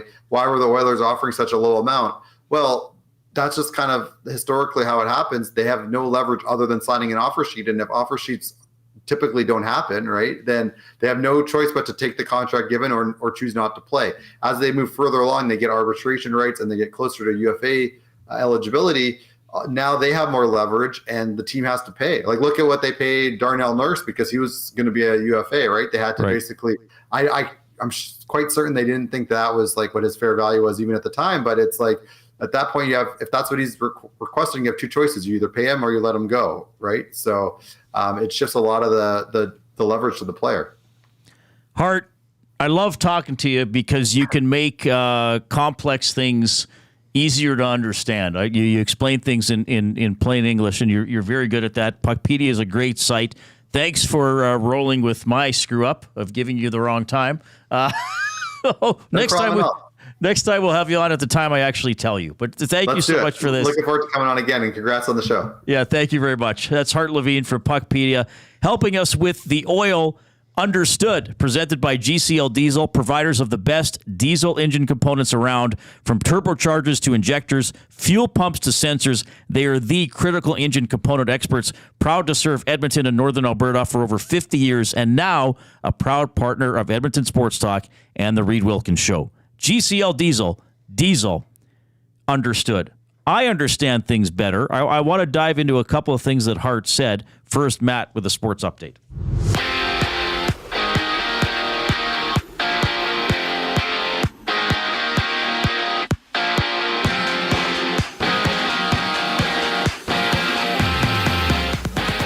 Alberta Golden Bears play host to the Calgary Dinos at Foot at 7. Bears look to start their Canada West Season 2. And, McLeod Bethel-Thompson will get the start for the Elks tomorrow when they play the Stamps, while Calgary's making a change at QB. Logan Bonner getting the start. Join myself and Jay Milne for the Green and Gold kickoff show tomorrow, 4 o'clock, live from Century Casino Sports Bar and Lounge. CFL Week 14 begins tonight as the BC Lions and Nathan Rourke head to Montreal to battle Cody Fajardo and the Owls. Kickoff 5:30. NFL Friday night action out in Brazil. We'll see the Green Bay Packers go up against the Philadelphia Eagles. That one gets going just after 6. And the Jays, they'll begin a weekend series against the Braves. Kevin Gausman gets the start for the Toronto Blue Jays. Coming up next, we continue with the Reid Wilkins Show with Jay Milne. I'm Adam Wanek. You're up to date. Wake up with the Nielsen Show with Dustin Nielsen and Lieutenant Eric. Weekday mornings 6 to 9 on EdmontonSportsTalk.com. You want the heavy hitters on your team, both on and off the ice. If you've been injured in a car accident, call the heavy hitters of injury law. James H. Brown and Associates, Alberta injury lawyers. With over 200 years of combined injury law experience, their precedent-setting lawyers are ready to help. Locally owned and proud Edmonton Oilers fans, James H. Brown and Associates wants to support you with their unrivaled experience, unrivaled results, and unrivaled commitment. When accidents happen, head to jameshbrown.com. Few of us can say that we're over 60 and still hot, but Mr. Mike's Burger can. And to celebrate over 60 years of Mr. Mike's famous burger, you're invited to taste history for only $8.99 at Mike Burger Madness. Savor the original flame-grilled Mike Burger on their signature garlic French loaf for a limited time. Dine-in only price of just $8.99. Sides extra. It's Mr. Mike's Mike Burger Madness, and you'd be mad to miss it. Offer ends September 30th. Eat locally, enjoy casually. Get ready, Edmonton. The moment you've been waiting for is here. It's time to celebrate the best of the best with the Esties, as we honor everything from Edmonton Sports Talk's incredible first year. Join us on September 17th at Metro Cinema for an unforgettable night of excitement, laughter, and recognition. Tickets are just $10. Secure your spot by emailing Matt at EdmontonSportsTalk.com. And after the show, let's keep the party going at Hudson's White Ave for the official after party. Mark your calendar, grab your tickets, and get ready to celebrate the best moments of EST. It's the Esties, September 17th.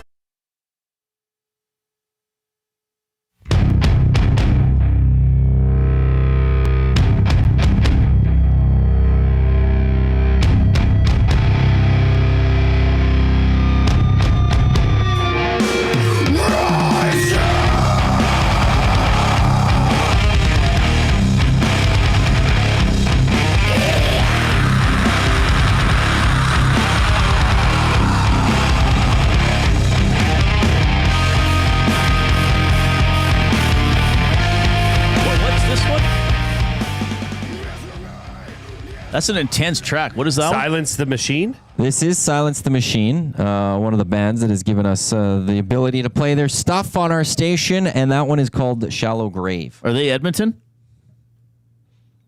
Edmonton-based? I think. I think so. It must be. Let me double check. I just got to didn't mind switch that. I email don't mind some of accounts. the intense music.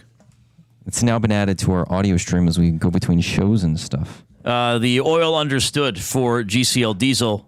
Diesel Understood. Good stuff from Hart Levine.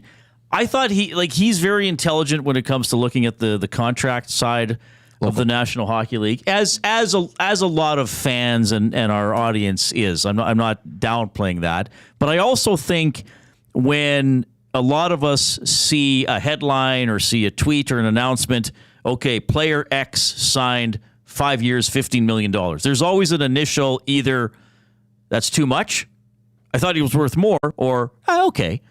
But as he said, there's a lot that goes into it that you might not think of beyond that initial sort of visceral reaction. Or sometimes with fans, it's just, oh, I like that guy or I don't like that guy. So I'm happy he got rich, or I'm unhappy he got rich. But he made a good point with Bouchard. If you're buying his UFA years, that's a consideration. The Nurse deal, I know that's going to be talked about a long time. And yes, I agree. He's probably somewhat overpaid, but he was going to get a lot of money. Somewhat is an understatement. No? Oh, he was getting at least $8 million. No doubt about that. I know, but in hindsight is 2020, obviously, but he's not remotely close to that. He's not living up to his contract. That is clear to see. Well, he may never, but that's what he's saying. And that's not his fault that the agent did the deal and they got the money. So. But that's what he's saying. Also with Nurse, part of the story was he signed a couple shorter term deals, and then he can maybe become a free agent in a year. And Holland said that. He's like, well, if a year from now I let Darnell Nurse walk, I'm looking for a defenseman of that similar caliber to fit in. And so then with Bouchard, and I know with some people with Bouchard, they're always going to say, well, he made a bad pinch. He gave the puck away. He just doesn't body check enough. Fair enough. You get paid for offense. And as Hart said, if you tie up all these unrestricted free agency years, the Oilers are going to have to pay for that. Because Bouchard could say, give me a year, then give me another year, and then I'll become a UFA, and I'll try to make $14 million a year if I have another couple big seasons. So all those little things go into it, right? What's the history of the player? What's his future status when it comes to free agency? All those types of things go into it.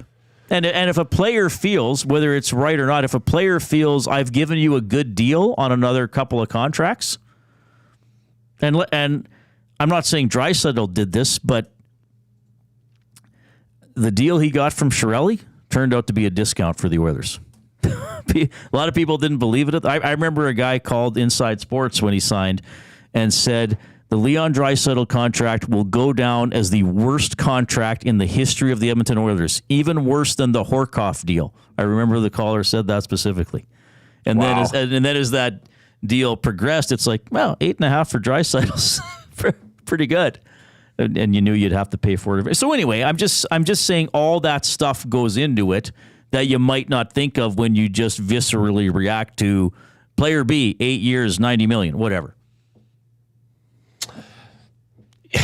Yeah, and it's so hard. I mean, I just still don't understand it from a player, other than maybe if the team is in a pinch for cash flow, and you're doing that to help them out. Oh, the deferral stuff. Yeah. Okay, sorry. Yeah, I was talking about other stuff in. Yeah. But you sent me an interesting article, keeping this on the Oilers and the next superstar that's due to get signed, Connor McDavid. Interesting article on Sportsnet. Pretty much saying that last year, his approach to the season left him very fatigued going into the season, and that he's changed that approach. Took a little bit more time off, obviously, with the wedding and the marriage over the summer. Some of that was somewhat forced, but I found this, interesting that this was a direct quote from Connor, that you don't necessarily need to peak September 18th, but you need to peak for October 9th when the first game is. This summer, I took some time off the ice, rested a little bit. I was working hard off the ice, but I didn't go on the ice until August. 5 great weeks on the ice, and I'm feeling good and ready to roll again.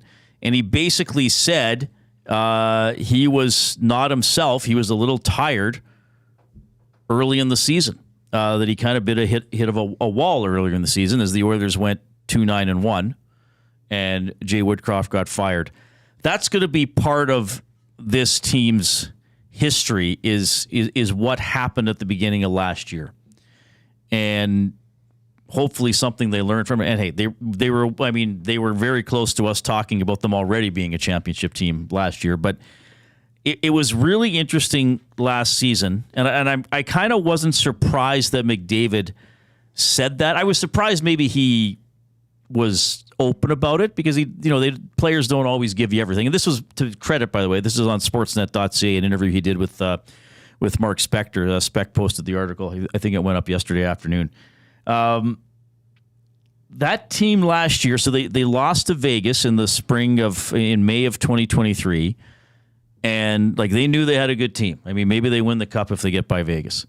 And then they're just terrible last year. I mean, 8-1 to Vancouver, can't win, can't get stops. They really came in with cup expectations, which in itself isn't a bad thing. I think high expectations are wonderful. You know, like as I've gotten older and I, get to talk to people starting in their careers or trying things, I'm like, believe in yourself, believe you can do it. But the Oilers were putting so much on themselves, or like it's almost like they thought they could win the Stanley Cup by October 31st if they had a good month. And I remember Drew Remenda gave me a great quote where he said, you have to have goals for the future, but you also have to remember where your feet are at the time. Like, take care of where you're standing in that given moment. And I felt like the Oilers were so absorbed with trying to win the Stanley Cup that's what they were thinking about, in mid-October, as opposed to, okay, yeah, of course we want to be in the playoffs and win, but let's get that building right now. And, Woody would say a lot of things about, like, we got to be ready for Game 83. We got to be ready for Game 83. Like, when you were the Bears, it's great to say we want to win the Vanier Cup, but if you're playing Week 1 against the Regina Rams, you don't need to be thinking about the Canada West playoffs. You need to be thinking about the Regina Rams in Game 1. And I think that's Absolutely. what happened with the Oilers last year. I think they were so eager and hyped up that's why they played poorly early in the season. I think that's what McDavid was saying. He was so eager for everything to be perfect early in the year. It kind of wore him down when the regular season started. Interesting that and to me, if you're another opposing fan reading this, that would be a little scary, considering the dominance that he constantly shows you night in, night out. Yeah. And to say, I was pretty fatigued heading into that. And they went on to win 16 consecutive games. Don't forget about that last year. So, but yeah, it's what did he say last year? He said about last year, I was just very tired and fatigued from a long summer of training and was not feeling very good on the ice, and it translated. So he's had to make some changes, and it's all about that balance that they're trying to find here. Now, we are in the James H. Brown studio, by the way. James H. Brown Personal Injury Law Firm, the heavy hitters of injury law with over 200 years of experience. James H. Brown will get you the settlement you deserve. Visit them at jameshbrown.com and book your private consultation today. As Draisaitl's in town, and there will be, and I'm planning on attending this, there will be a sort of casual media availability on Monday with some of the players that are skating. You've probably seen on social media, Ekholm's out there. He's great to interview, by the way. Yeah, he's just a great guy. He seems like just a lovely person. Anybody that comes to Edmonton and embraces it like they have with their family, you're immediately adored and loved. Yeah. Right? Yeah. Which they did. Yeah, he's one of the leaders on the team for sure. So anyway, we'll probably have some Oilers audio on Monday. But I found that article interesting about McDavid. Now this year he's going to have to play in that Four Nations face-off as well. Yes, that could add some mid-season fatigue because some guys will get 2 weeks off, and the star players will be playing for Canada, the United States. I guess Leon's good. No Team Europe. There's no Team Germany, so he'll get a rest, a little bit of a break. I wonder if Hyman's going to be on Team Canada. Bush, Skinner. I think Skinner will. Depends how. Yeah, I would think so for sure. He's got to be in the top 3 conversation, right? Probably for Canadian goalies. Yeah. Depending on how the season goes. Reid, our off-topic topic today is still trending quite popularly on the and the Nasty Chat, the Paris Jewelers inbox. Hit us up at 780-218-9999. We are talking your top small-town, rural Alberta golf courses. Our off-topic topic is presented by William Huff. This one got my attention. This is funny. This is from Monday.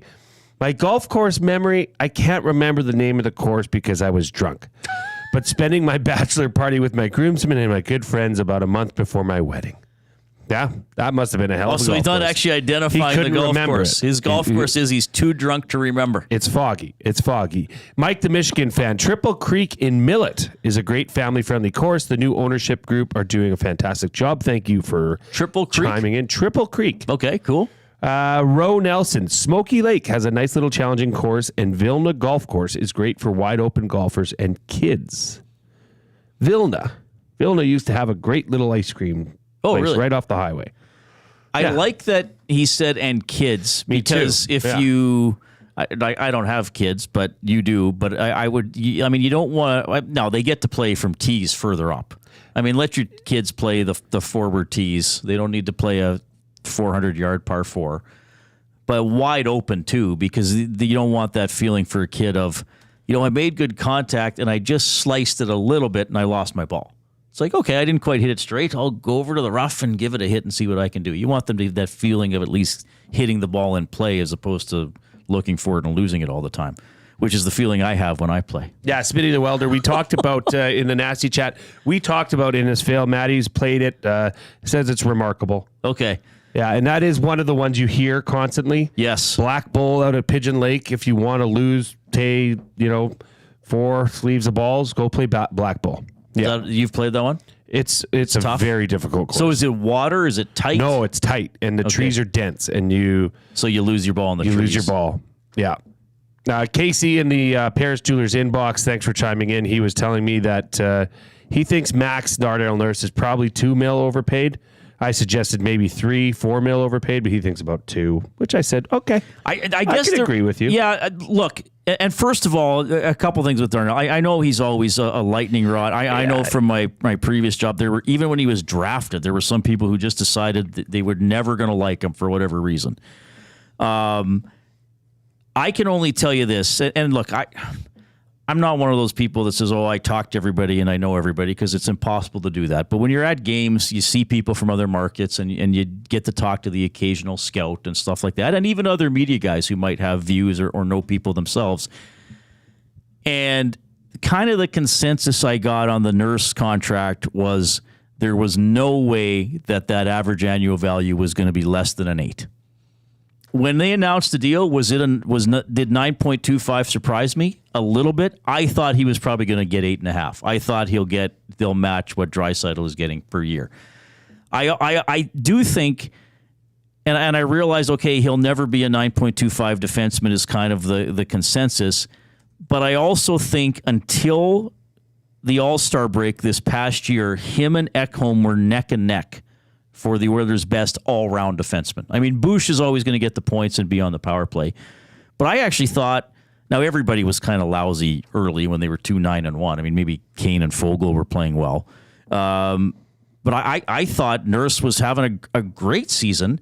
And then I thought when they came back after the All-Star break, Ekholm and then Bouchard really, really took over. And then you had some more, off nights or less steady nights from Nurse and Ceci. So, if he plays closer to who he was for almost 3/4 of the whole season, including playoffs, okay, that's pretty good. And then I know obviously Ceci got scratched in the Stanley Cup final. Nurse had a couple tough games against Dallas and did his.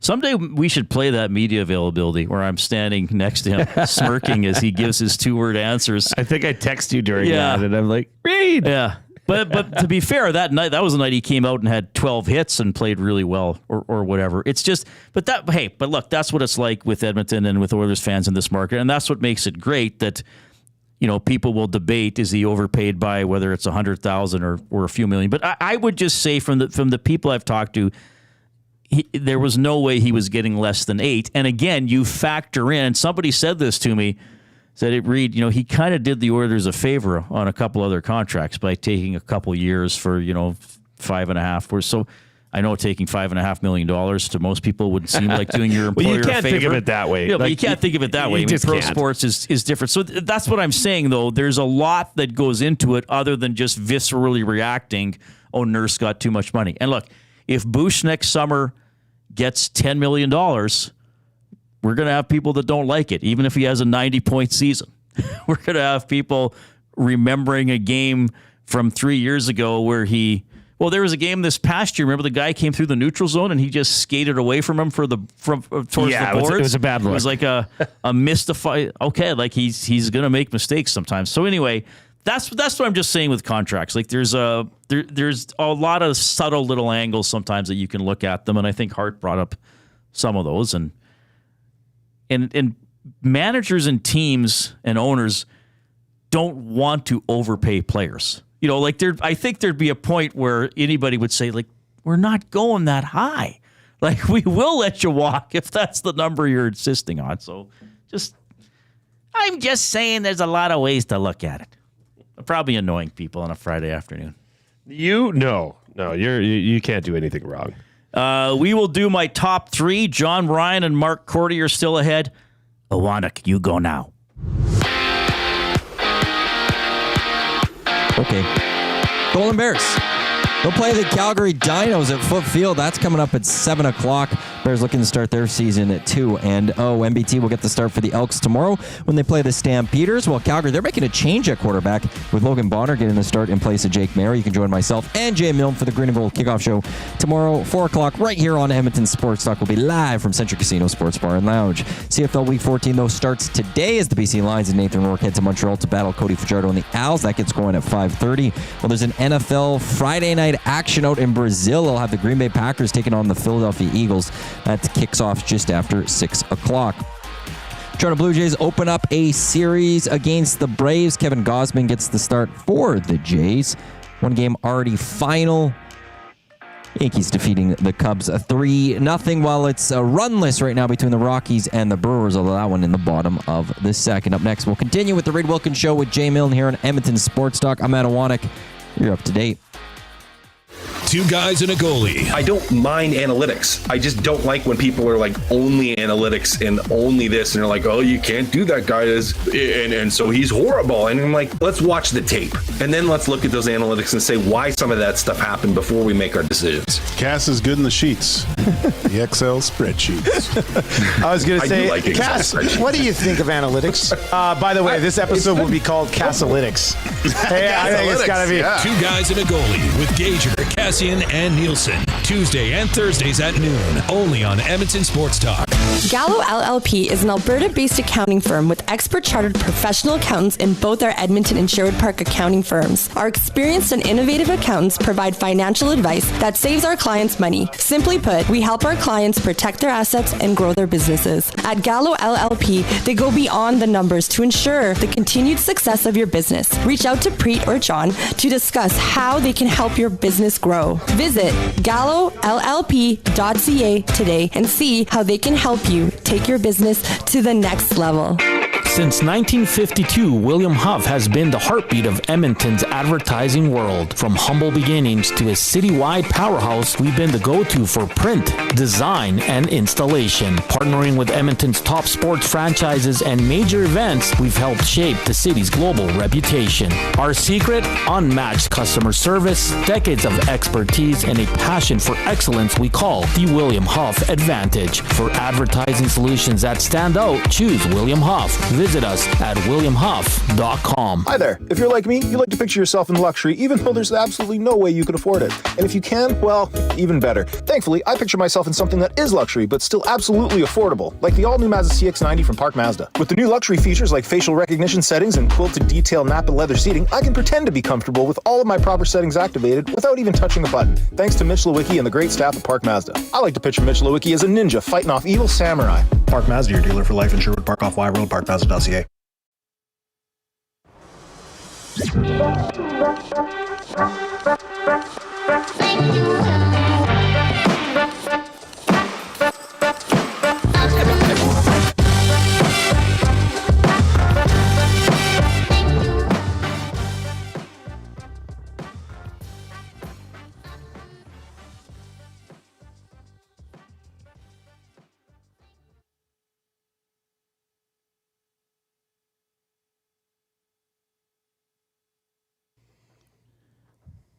Oh, was that on air?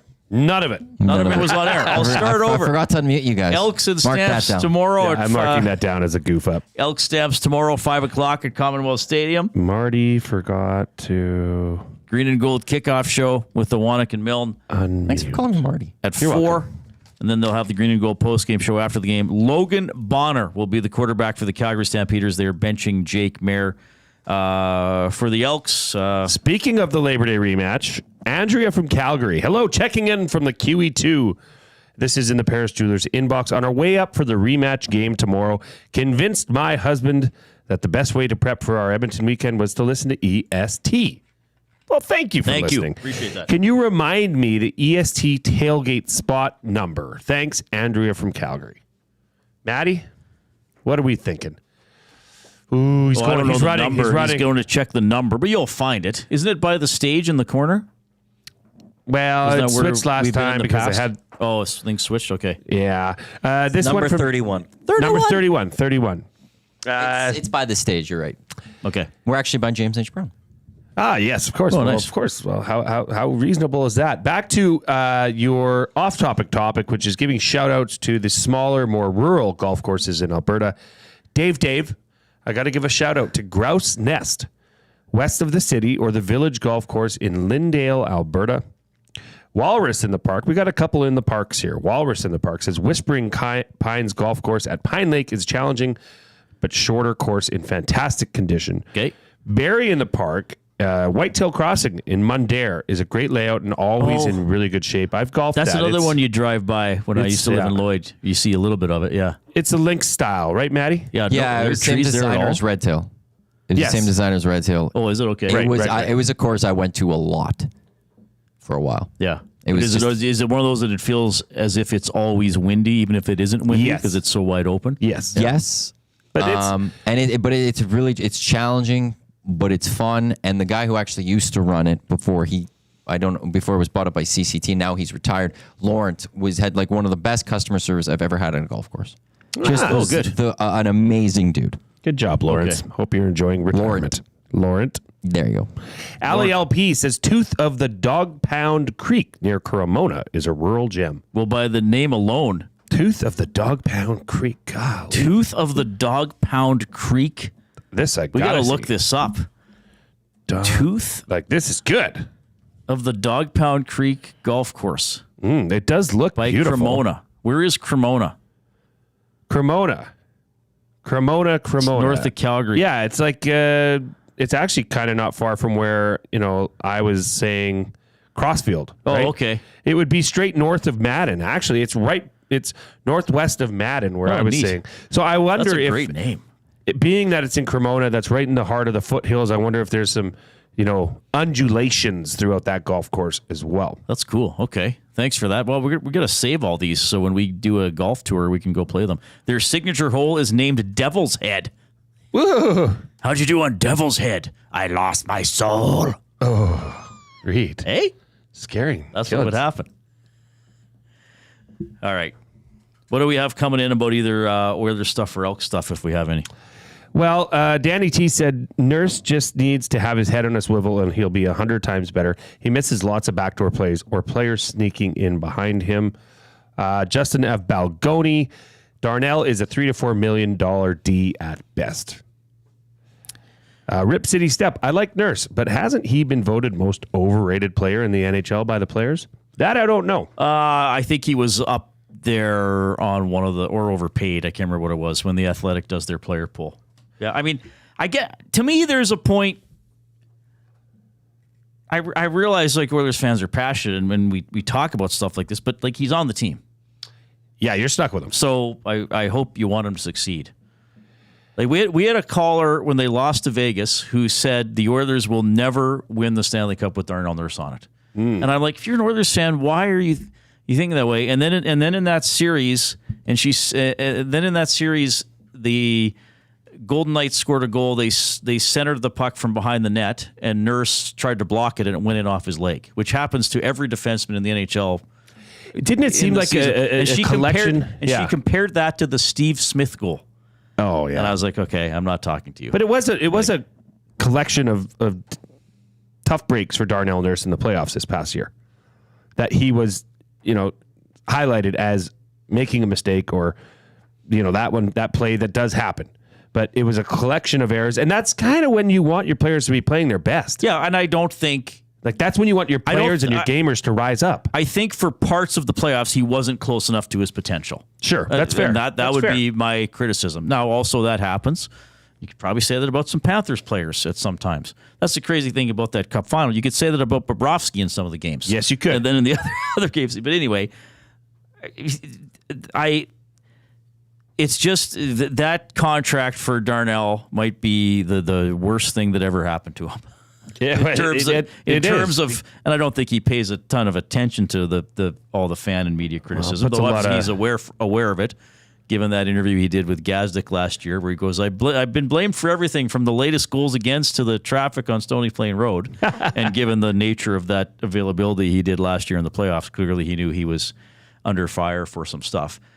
But is he a $3 to $4 million defenseman? No, he's not. He is worth more than that if you look at how he plays. When he was drafted, did they think maybe there'd be more offense from him? Okay, maybe. But it doesn't mean he's still not good and doesn't have a role on the team. That's all I'm saying. Absolutely.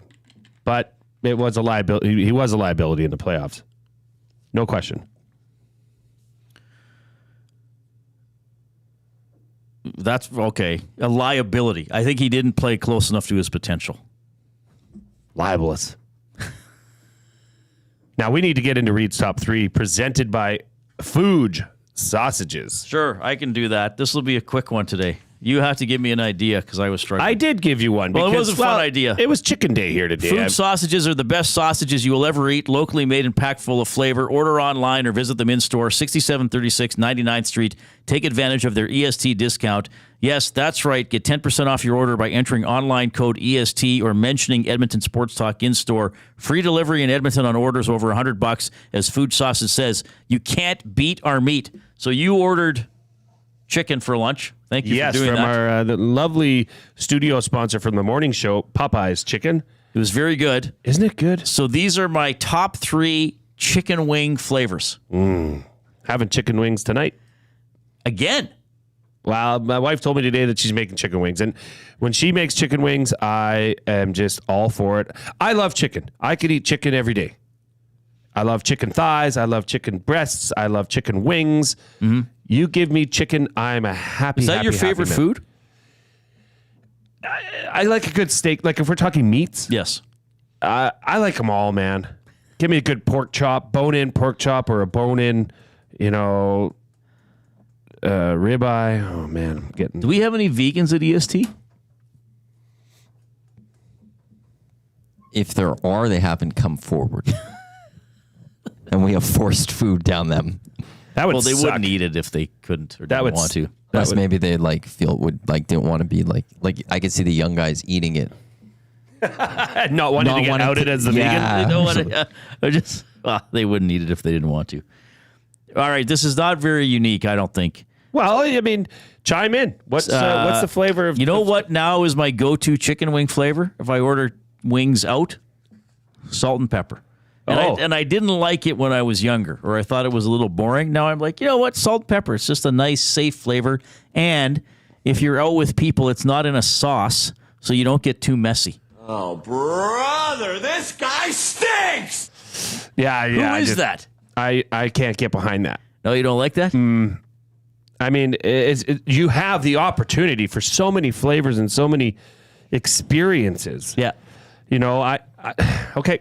Lemon pepper. I'm in that same category. You like lemon pepper? Lemon pepper. All right. Now, if I want to get something spicy, this again, I will not get the hottest hot wings because I've tried hot wings, and after a while, you're just hurting yourself. Have you heard about Trev? Does he like just extremely hot food? No, he did the hot wing challenge one time. Oh, sorry. Okay. Destroyed his stomach for 2 years. Are you serious? Dead serious. Where did he do this?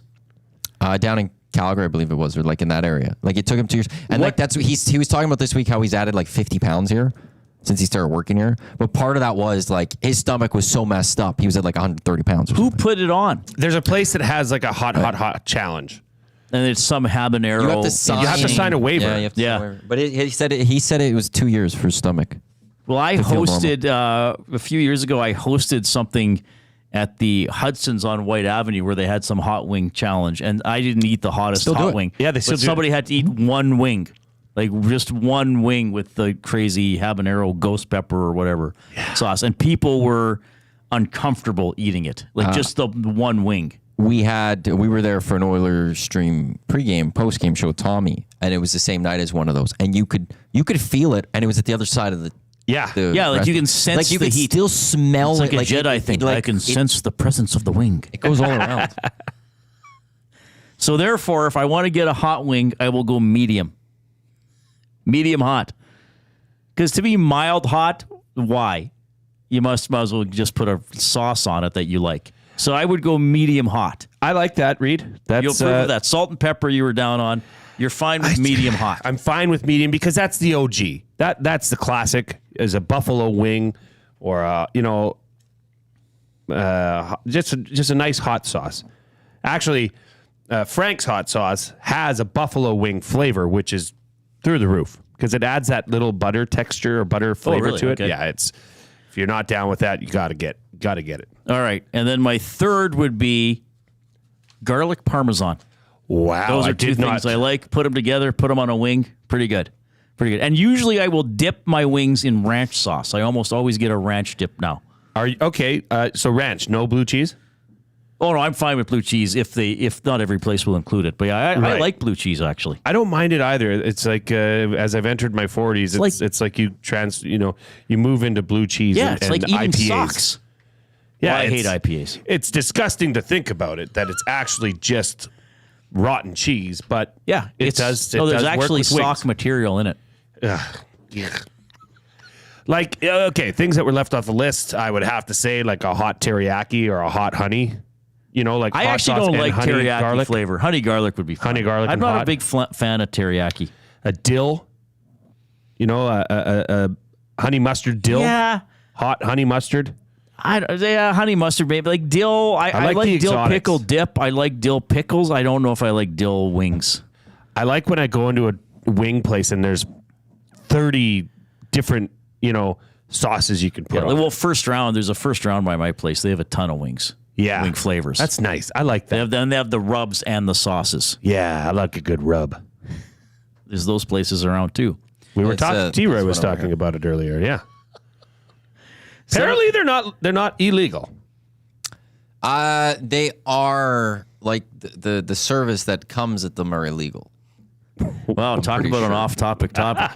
I'm pretty sure that's still illegal. I like the golf course one better. Yeah, me too. Try the honey dill dip, Reid. We have from Rip City Step. That's true. Thank you. 780-218-9999 is the Paris Jewelers inbox. We still got an hour left to go. It's going to be a good one. Mark Cordy from the Elks, and when we get back, John Ryan, former Seahawk and former Elk, all ahead. Get all the latest news and takes on everything Oilers with Dustin Nielsen and Tom Gazzola on the Oil Stream. Live at noon, Monday, Wednesday, and Fridays. Only on EdmontonSportsTalk.com. At A&W, you can start the morning off right with a regular coffee and an egger of your choice for just $4.99. Bacon and egger or sausage and egger on a seeded bun or an English muffin? The choice is yours, but we know it'll be tasty either way. And to make matters even more delicious, this offer is available all day. But don't snooze on this deal. An egger and a regular coffee for only $4.99 is a limited time price. Available at participating A&W restaurants in Greater Edmonton. If you've been injured in a car collision, let James H. Brown and Associates, Alberta Injury Lawyers, protect your interests. They'll be there every step of the way to help answer your questions and help you get your life back on track. Trust Alberta's precedent-setting injury lawyers with their unrivaled experience, unrivaled results, and unrivaled commitment. When accidents happen, call James H. Brown and Associates, Alberta Injury Lawyers, 780-428-0088, or go to jameshbrown.com. Conveniently located 10 minutes west of St. Albert, Wheeler's RV Storage will provide you with safe, secure storage for your RV, boat, or whatever you need to store. Open 7 days a week with gated keypad access and extra large stalls. Now is the time to take advantage of their limited time offer. Buy 6 months and get 1 month free. Now's the time to go to WheelersRVStorage.com. That's Wheeler's RV Storage. Safe, secure storage. Visit them today at WheelersRVStorage.com.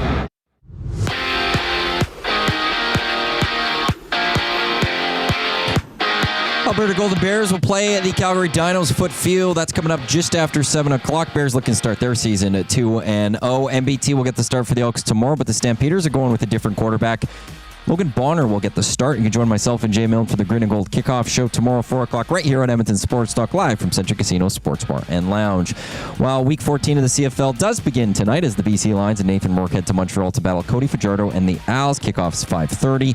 NFL Friday night action this week is there out in Brazil. The Green Bay Packers taking on the Philadelphia Eagles. Toronto Blue Jays open up a weekend series against the Braves. Kevin Gausman gets the start for the Jays. One game already final. The Yankees got past the Cubs 3-0, while through 3 innings, the Brewers lead the Rockies 1-0.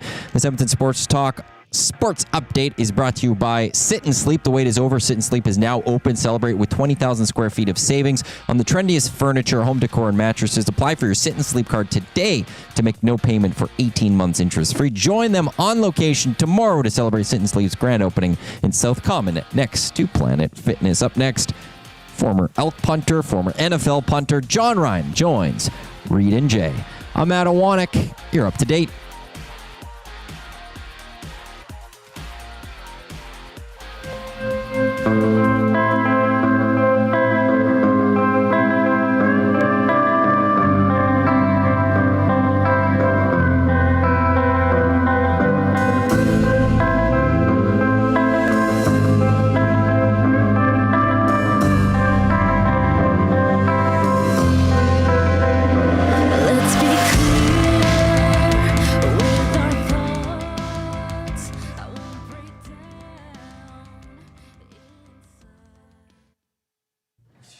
Golden Bears tonight against the Dinos.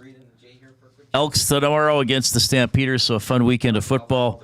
Great weather and, of course, full day. Well, CFL game tonight. Triple header tomorrow. Full day of NFL on Sunday. Incredible start to the season last night with the Ravens falling short by a toe against the Kansas City Chiefs. To discuss that and who knows what else, because this guy can touch on a variety of topics. I always love speaking to him.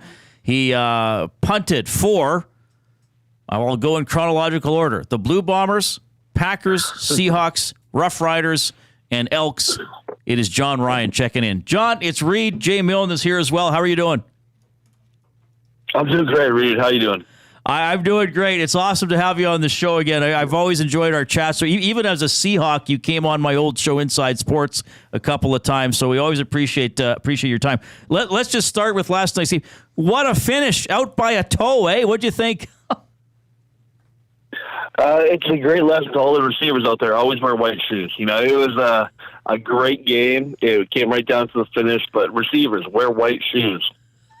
White shoes for receivers, and what color gloves? I guess I think Bill Belichick would have his players wear certain colored gloves on the offensive line to match and mimic and resemble their opponent's jerseys. Am I correct on that? That's 100% correct. You always wear the same colored gloves of an offensive lineman as the opponent's jerseys, so you can't see the holding calls. Holding. I mean, you got to love it. I love that. That's a little inside trick for all you young kids out there. Hey, John, I'm gonna the game within the game. Oh, 100%. And I'm gonna talk about one team that Reid left off the list, and I'm surprised, given his professional status and all, is the Regina Rams from 2000 to 2003. I played against you. I played against you when I was at the University of Alberta. I played for the Golden Bears. I played against you in 2002 and 2003. You guys beat us both times.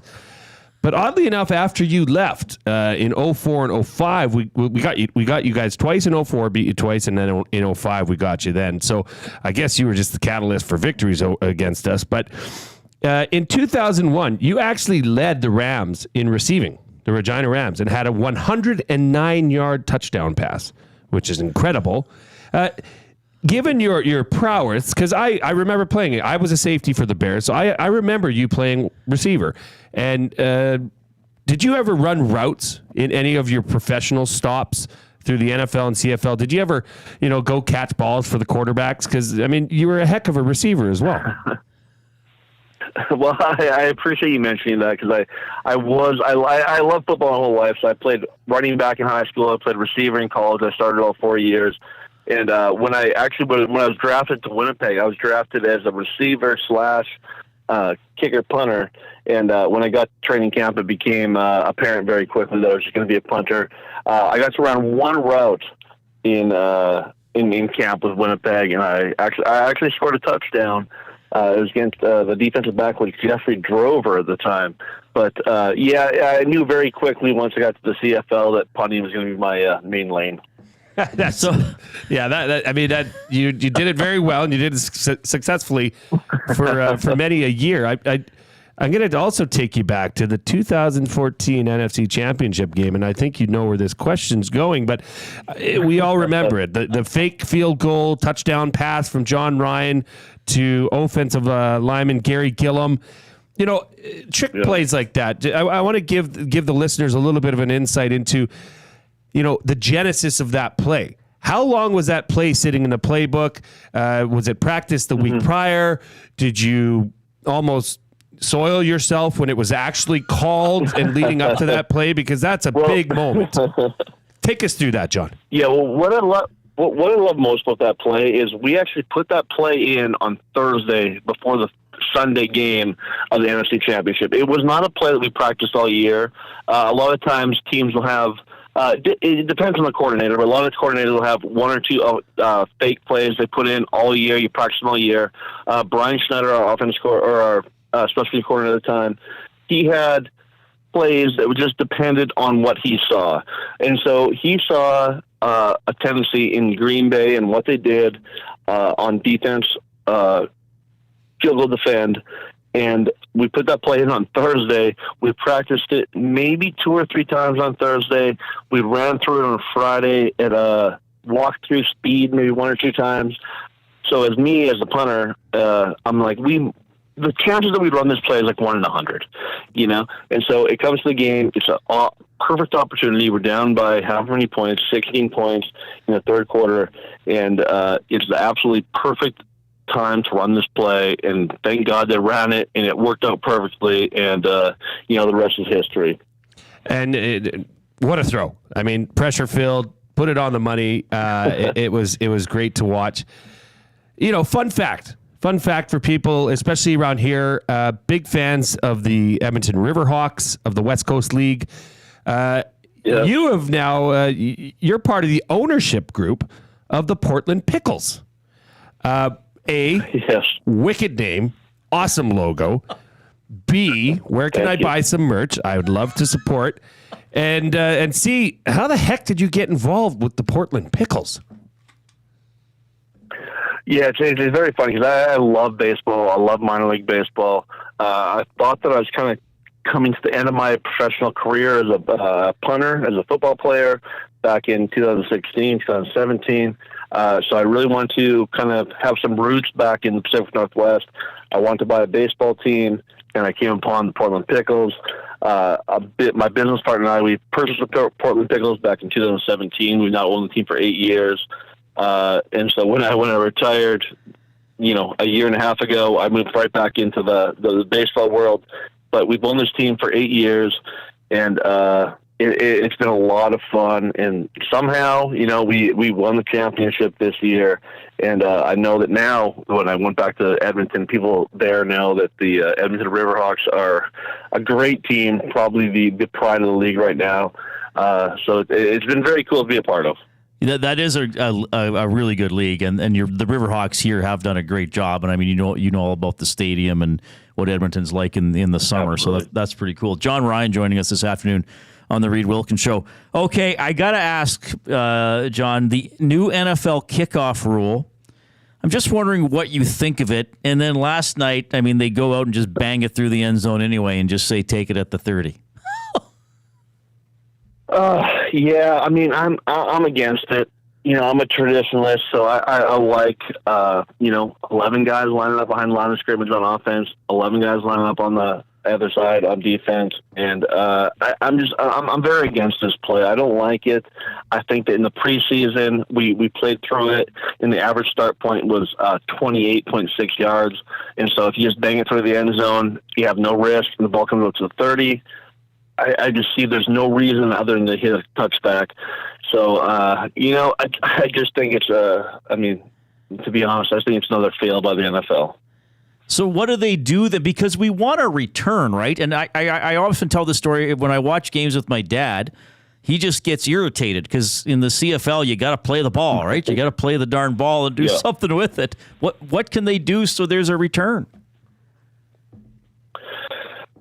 Personally, I always look to the CFL. I grew up watching the CFL. 99% of kickoffs are returned.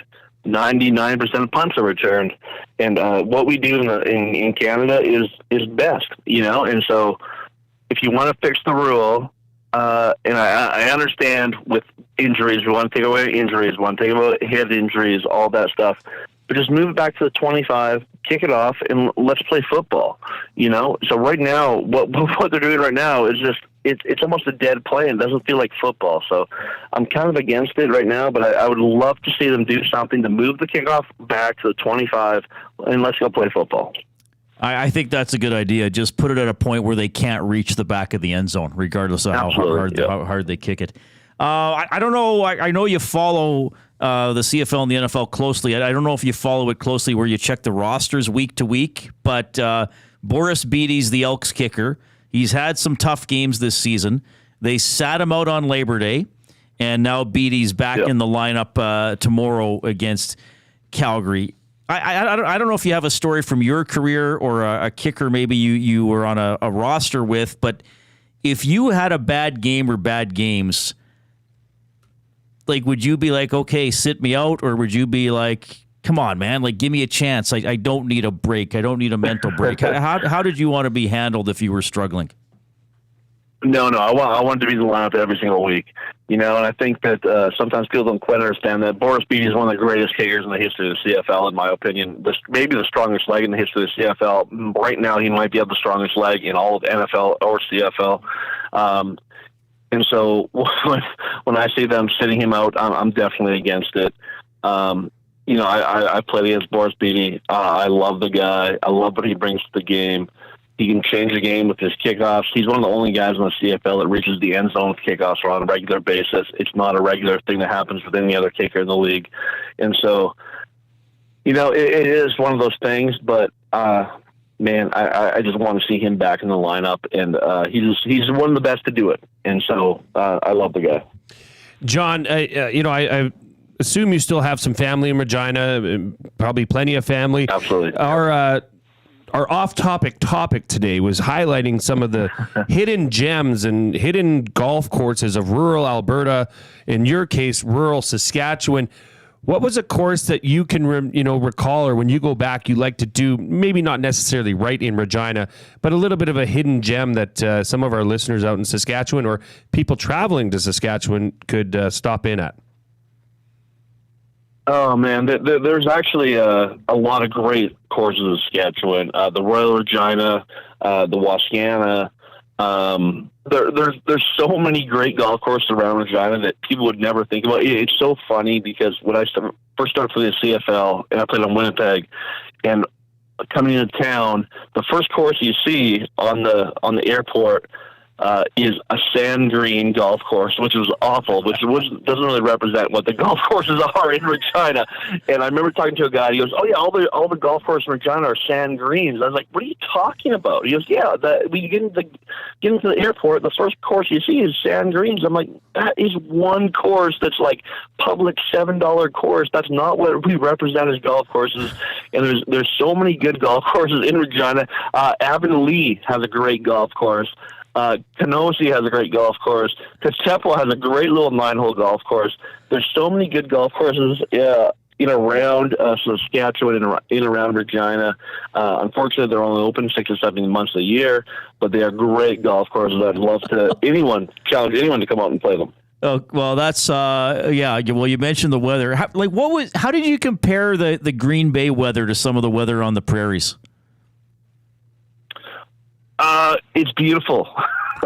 I mean, I remember the first year I played in Green Bay. They're like, "This is the worst place. This is so cold." And I remember I played there, and our last game was December 28th, and it hadn't snowed yet. I was like, "You guys have no clue. You say Green Bay is the worst weather in the world. It's December 28th, and it hasn't snowed yet. Like, wait till you get to Saskatchewan, Winnipeg, Alberta, where it's 50-50 whether or not you have to wear mucklucks up to where you're Halloweening in." Okay, it's a different world. I remember one of the first times I interviewed you, I said, where's the hardest places to punt with the wind? And you'd been in the NFL a few years, and you were still like Winnipeg and Regina, Reid. Like, there's no American city. Absolutely. Nothing compares. Nothing compares. Okay, I just got a couple more for you. And this one's a little technical. Can you describe, I don't even know if this was, but is it the nose down punting? Like, guys are learning to punt a little different than you learned how to, right? Absolutely. Yeah. When I was, I started punting when I was 7 years old in 1988, and you drop the ball flat, try to hit a spiral, nose over, whatever you do. And now, there's, 7, 8, 9 different ways to punt a football. You go the banana punt and the endo rend and all these different things. The game has definitely changed, and I think it's a lot to attribute to these Australians coming over. These guys with AFL rules, Australian Football League, they punt the ball differently in that game, and they brought it over to the U.S. and to Canada, and the game has completely changed because of them. And, probably for the better, but it's just completely different. Okay. Yeah, I find that really interesting, too, all those different techniques that you mentioned. And are you in Seattle now? Are you going to their game on Sunday?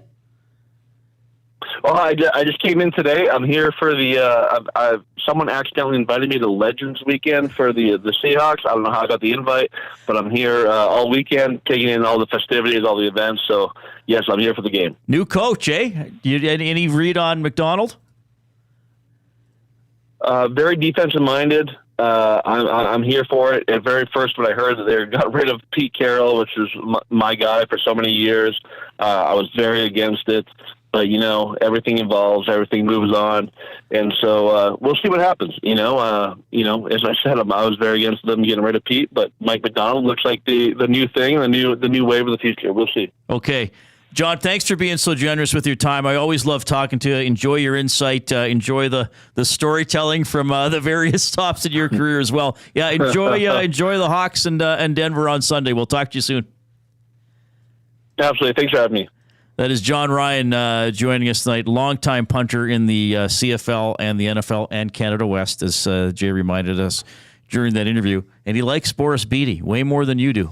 Clearly, yeah. He said he's got the strongest leg in either league. That's like a fraternity, right? You can't go against your brother in punting or kicking. You just can't. You can't turn your back on each other. You have to support, because he's been through it too. He's been on the other end of, bad punts and boos and all that. So, yeah, I get it. I don't mind him supporting his guy. Somewhat expected. But I was surprised he said that about Beatty's leg, though. I mean, he wouldn't say that, I don't think, just to pump the guy up. Well, there's no question he's got a big leg. Everybody knows he's got a big leg. Can you get between those two yellow straight posts enough? Right. At the end on the goal line is the question. So, yeah, the leg's there. The leg's not a problem. But I found it interesting to say that he said he thought he was by far and away one of the best kickers in CFL history.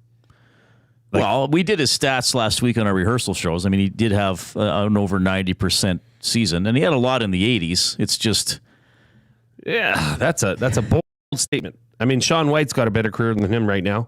No question. What was Lewis Ward's record? Was it 62 in a row, Maddie? I don't know it off the top of my head. It was lots, but it was though. ridiculous. Yeah, it was an incredible record. I like John, though, because he'll tell you. Right, yep. Like he'll say, and I like what he was open at the end. He's like, "Well, I support the new Seahawks coach, but they shouldn't have got rid of Pete." Well, Pete's his guy, you have a connection to him, right? Well, right, and he's going to have the affinity for the guy who gave him a chance, 100%, won a championship with, and allowed him to throw a pass in the NFC Championship game that started the Seahawks comeback. But John's a great story. I mean, growing up in Regina, playing Canada West. I'm glad you asked him about being a receiver. I didn't know he had a 109 He was yard. a talented. That's the longest possible touchdown. That's the longest possible touchdown you can have. 109-yard play on a 110-yard field. And you can't scrimmage longest inside the touchdown one. receiving. Not the longest touchdown. You could have a 130-yard return. Right? You're right. You're right. At the back of the end zone. But yeah, no, he's +1, Maddie. +1. +1 for Matt. Yeah. Take a goof away. No, he's a great story. He's a great interview. I was lucky enough to. Like I said, even when he was with the Seahawks, we were able to book him in the offseason a couple of times. Just back to the chicken wing discussion here. A lot of love for hot honey. Lot of love. Hot honey. Danny T, teriyaki, or hot and honey. So it's a mixture of hot sauce and honey garlic. Oh, so okay, not just honey garlic. No, okay, I was like, wait a minute. Yeah. Honey garlic. Okay. At least that better be it. And then Rip City Step agreed with salt and pepper or lemon pepper, but of course you need honey dill sauce with your wings. Hashtag honey dill horde. La Bamba Farmer comes back to our off-topic topic, and wow, what a bunch of courses that John Ryan named fun. as well. Oh yeah, he knew a lot. Just tuned in, and a hidden gem of a golf course is Pheasant Back Golf Course near Stettler, Alberta. All right. I've heard of that one. I have as well. It has water in play on 15 of 18 and GPS carts for $85. Lots of rolling hills and tons of trees. It's not easy. And Big Uke. How you doing, Oh, hey, Big Uke. I met the Big Uke. Yes, he's a Big Uke, all right. Century Casino does have a pretty good buffalo wing, though. Just an FYI. Okay. I've had the wings there a couple times. Lovely. I liked how John Ryan had a buddy who saw one golf course in Regina with sand greens and decided they all had sand greens from the airplane. Oh, that was good. No, That that's was the good. same course. The plane's just circling. You're seeing the same one over and over again.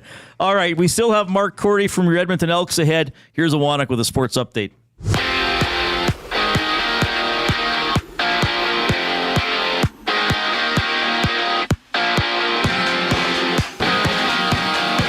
Golden Bears are getting set to take on the Calgary Dinos down at Foot Field. That game will get going just after 7 o'clock. Bears looking to start their season at 2-0.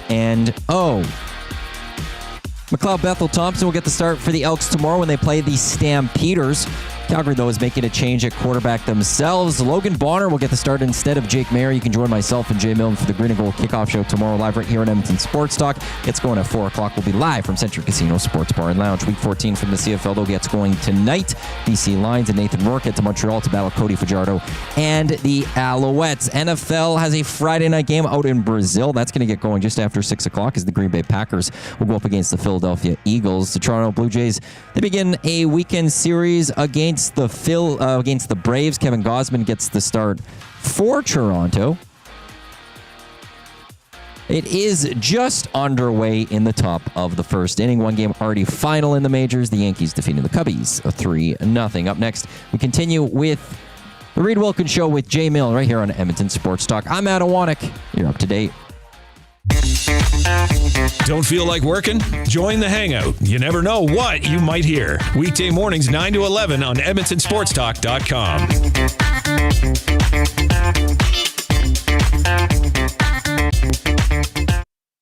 Celebrate the grand opening of Sit and Sleep and discover a revolutionary way to shop for mattresses. Stop in today for a free pressure point scan using cutting-edge technology so sleepologists can identify the perfect mattress for you. Right now, you'll get free local delivery on any mattress over $5.99 and receive a bamboo cooling mattress protector. Get grand opening savings now with every mattress on sale. Join us on location today for the celebrations at Sit and Sleep in South Common next to Planet Fitness. Fuse Sausage makes their meat with nothing but the best local ingredients. From chicken, beef, and pork, their gluten-free sausages are packed with flavor. Get your 10% discount when mentioning Edmonton Sports Talk in store at 6736 99th Street or use the code EST when shopping online at fusesausages.ca. Plus, you get free delivery on orders over $100 or more. Find them at 6736 99th Street. Fuse Sausage. You can't beat our meat. Hey Edmonton, ready to take advantage of lower rates and better pricing? South Fort Chevrolet in Fort Saskatchewan has you covered. From rugged trucks to sleek SUVs. And with over 40 years in business, you can trust that you're getting the best deal on your new ride. As the proud title sponsor of The Nielsen Show, EST listeners can drive a little to save a lot with South Fort Chevrolet's transparent pricing and down-to-earth sales team. Visit us today in Fort Saskatchewan or online at southfortchev.com.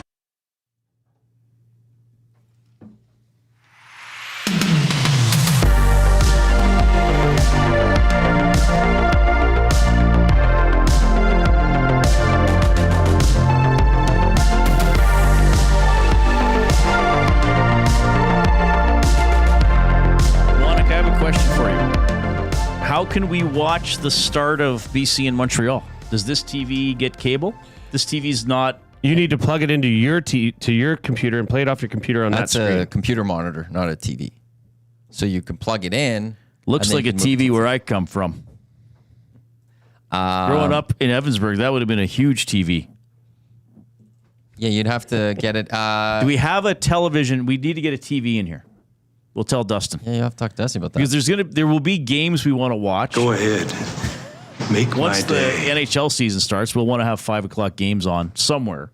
Like I'd like an actual TV as opposed to just let's wire through this monitor. Yeah, you'll have to talk to Dustin about that. Wannick's like, wow, this guy is a demanding prima donna. Why did we hire him? Okay. I guess there could be one on the side, but he'll have to, because I guess, one hanging above you. I guess that other camera's there. I don't know. We'll figure something out. We should do something here in the James H. Brown studio. James H. Brown Personal Injury Law Firm, the heavy hitters of injury law. With over 200 years of experience, James H. Brown will get you the settlement you deserve. Visit them, jameshbrown.com. Book your private consultation. We could just play it right there. No, because then James H. Brown goes away. Can't see it. We could get I another. think TSN would have a problem with that. Yeah, we can't be, Oh, broadcasting that part. their Yeah, broadcast. I was thinking It's still the Secondary pregame anyways, source. Reid. No, it starts at 5:30. Yeah, it's all good. 5:30. We haven't missed anything. BC at Montreal. Should also mention as well on Sunday in the Prairie Football Conference, Edmonton Huskies at Winnipeg. Huskies are 2-1. Winnipeg's 0-3. The Wildcats are 0-3. They host the Calgary Colts, who are 1-2. 1 p.m. Sunday at Emerald Hills, Sherwood Park. So junior football to tell you about as well, as we're heavy into football now. Hockey's coming up. Like I said, there's been some Oilers skating this week. There'll be some guys out on Monday. There'll be some sort of media availability, so we'll probably have some clips and audio for you on the show on Monday from that skate. Sickler in the Paris Jewelers inbox said, if you like lemon pepper anything, your dad didn't hug you enough as a kid and you're acting out. Grow up, people. Matt, do you have any response to Sickler? I have a wonderful relationship with my father, and I still like the lemon pepper. It's just, if I'm going for a dry, I have no problem with that one. I don't know. I'm not here to defend that fully. I'm okay with my lemon pepper choice. Yeah, and I know your dad. You guys hug a lot. I'm pretty good. It's a very loving family. I don't know what's wrong with lemon. I'm just a big lemon fan. If you we'll always go for something lemon, but I don't know. Lemon peppers are great. There are a lot of flavors that some people might consider weird, but other people enjoy. I like, and I haven't seen these chips now in a while, but at the Italian Center, I think the company is Deep River, and they make sort of differently flavored chips. And there was a horseradish cheddar chip that I absolutely loved. Like spicy cheddar. And I brought it once to, like my buddy had like 5 people over for a games night or something. And I brought a bag of these chips and I was like, hey, can I dump these into a bowl? And nobody would touch them. They were like, what are these, Reid? I'm like, horseradish cheddar. It sounds disturbing, but it probably tastes They were awesome. I don't mind sharper, stronger flavors like that. Like, I like horseradish. You know, we get the horseradish with the... It's hard to say that word over and over again. Horseradish. I just want to get hashtag TV for Reid. That's hashtag TV, the number 4, that in? REID, trending on Twitter. Everybody at Dustin on Twitter. Yeah, at Dustin, hashtag TV for Reid. He's flying now, isn't he? No, he's landed. Oh, he'd be there by now. Rico, let us know. Rico Brownmark says this is a lovely show to cook supper to. So I want to know what's for supper. Yeah, this is obviously a different time for me because I was 6 to 8. Well, then I was 7 to 8. That's part of the problem. That was part of the problem. Oh no, it's bringing back so many bad memories. So people were, well, I should say though, I would get a lot of, hey, I was driving to the kid to soccer or hockey practice, or I was about to go into Walmart and heard that piece of your interview. So now we're going to get some people. Now, also, 9 to 5 is not everybody, but we might get some people listening at the office or driving home. We had somebody here today. What were his hours? Like 10 p.m. to 8 a.m. Oh, T-Roy. Saturday through Tuesday? Thursday, Friday, Saturday, Sunday. He worked from 8 at night or 10 at night till 8 in the morning or something like that. Yeah, it's 4 10s. Yeah. And it's just shift work. Works on LRTs. God bless you, T-Roy. Nice seeing you. A buddy of mine who left Ched a few months before I did, but did not stay in broadcasting. I think this would be tough. He took a job that is, I'm trying to remember how it goes. You do 6 a.m. to 6 p.m. for 3 days. Then you do 6 p.m. to 6 a.m. for 3 days. And then you get 4 days off. But the first day off is the day on which you've worked to 6 a.m. Shift work would be tough. That'd be going hard. from yeah. one 12-hour shift to the exact opposite 12-hour shift on 24 hours notice. Like, how do you really adjust your body for that? Yeah, I know there's probably a lot of people who do it. Maybe it's not as hard as I think, but I would think that would confuse your body a little bit. Rico Brownmark comes back in and he says steak, baked potato, and salad. Yeah, baby. Sounds good. Yeah. Caesar salad, I hope. Caesar salad's delicious. You know, it is kind of the time of this show where your belly's starting to get hungry a bit. Right around I've found I've been really hungry like after some these chicken? shows ended. No, I'm chickened out and I'm going to have chicken home. You're taking the leftover chicken. I would think you should take it, Reid. But I'm going to the game, so I can't have chicken refrigerate it. Yeah, I don't want to leave it in your car. Be chicken car. And my mom right now, I know she's thinking, because my mom's made me sandwiches this week. I've seen them. They look she's so lovely. excited with me being employed again. So my mom's thinking, what did he do with the sandwiches that, Mom, they've been in the fridge. They're not going to spoil. I'm not going to eat rotten food, and I will eat them when I get to Foot Field at the Bears game. So we should have your mom on the show one day. Okay. I'd love to. I don't know. I'd sooner just do an impression of my mom. Oh, no. But, okay, we could start with the impression, and then that would lead into... You've met my mom twice? Once? Once. Okay. Yeah, and it was like a joyous, happy occasion. It wasn't when the Elks or the Oilers are losing a game. Does she have Does she have a... she would beat up Austin Matthews. Does she have a potty mouth? No, it's not the profanity. It's just the anger. Like, why won't they check him? Your mom sounds manly. Well, she was not happy when Calgary ran that punt back on Monday. Because they had that overhead replay from the spider cam once it was working again. Why don't they tackle him? They're not even trying. Just get him. Your mom sounds he's very fast scary. too.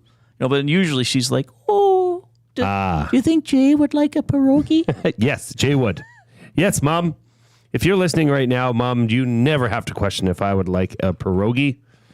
The answer will always be yes. Lots of people chiming in about their workday. Corey B. Oh, good. That is the fellow that got the gentleman I met when I was here for the hangout like several months ago getting the tattoo? That's him. Yeah, that was really legend. Neat. 12 hours a day for 7 days, then 7 days off. Followed by 12 hours a day for 7 nights, then 7 off. Yeah, see, that would be... So 14 days out of the month, you'd be off. Right. And so you kind of get that first day maybe to recuperate. And I guess you accept, okay, for a week, I'm pretty much just... I mean, a lot of our lives revolve around work, but I think if you're working a 12-hour shift for 7 days, you're not planning a lot of probably big outings or late nights. Lacombe Drew, then you almost get a little vacation. Lacombe Drew says, I leave for work at 6:45 and leave to go home at 5 p.m. I get the AM nasty for the first hour and now the PM nasty in the last hour. What a time to be alive. Are they PM nasties? Is that the official title? We're PM nasties. Where did that start again, Awanek? I'm going to get shirts. How did Dustin come up with that? AM nasty? I don't know how I actually don't fully know that part. I'm assuming it had something related to do with the 6 o'clockers that they had. And I don't know if they became the nasties. Everybody's getting off work right now because T. Kirk, Soap Kirk, how you doing? Thanks for listening. Thanks for everybody listening. This has been a great, fantastic first week. Listen. We like that you listen. We like that you like us.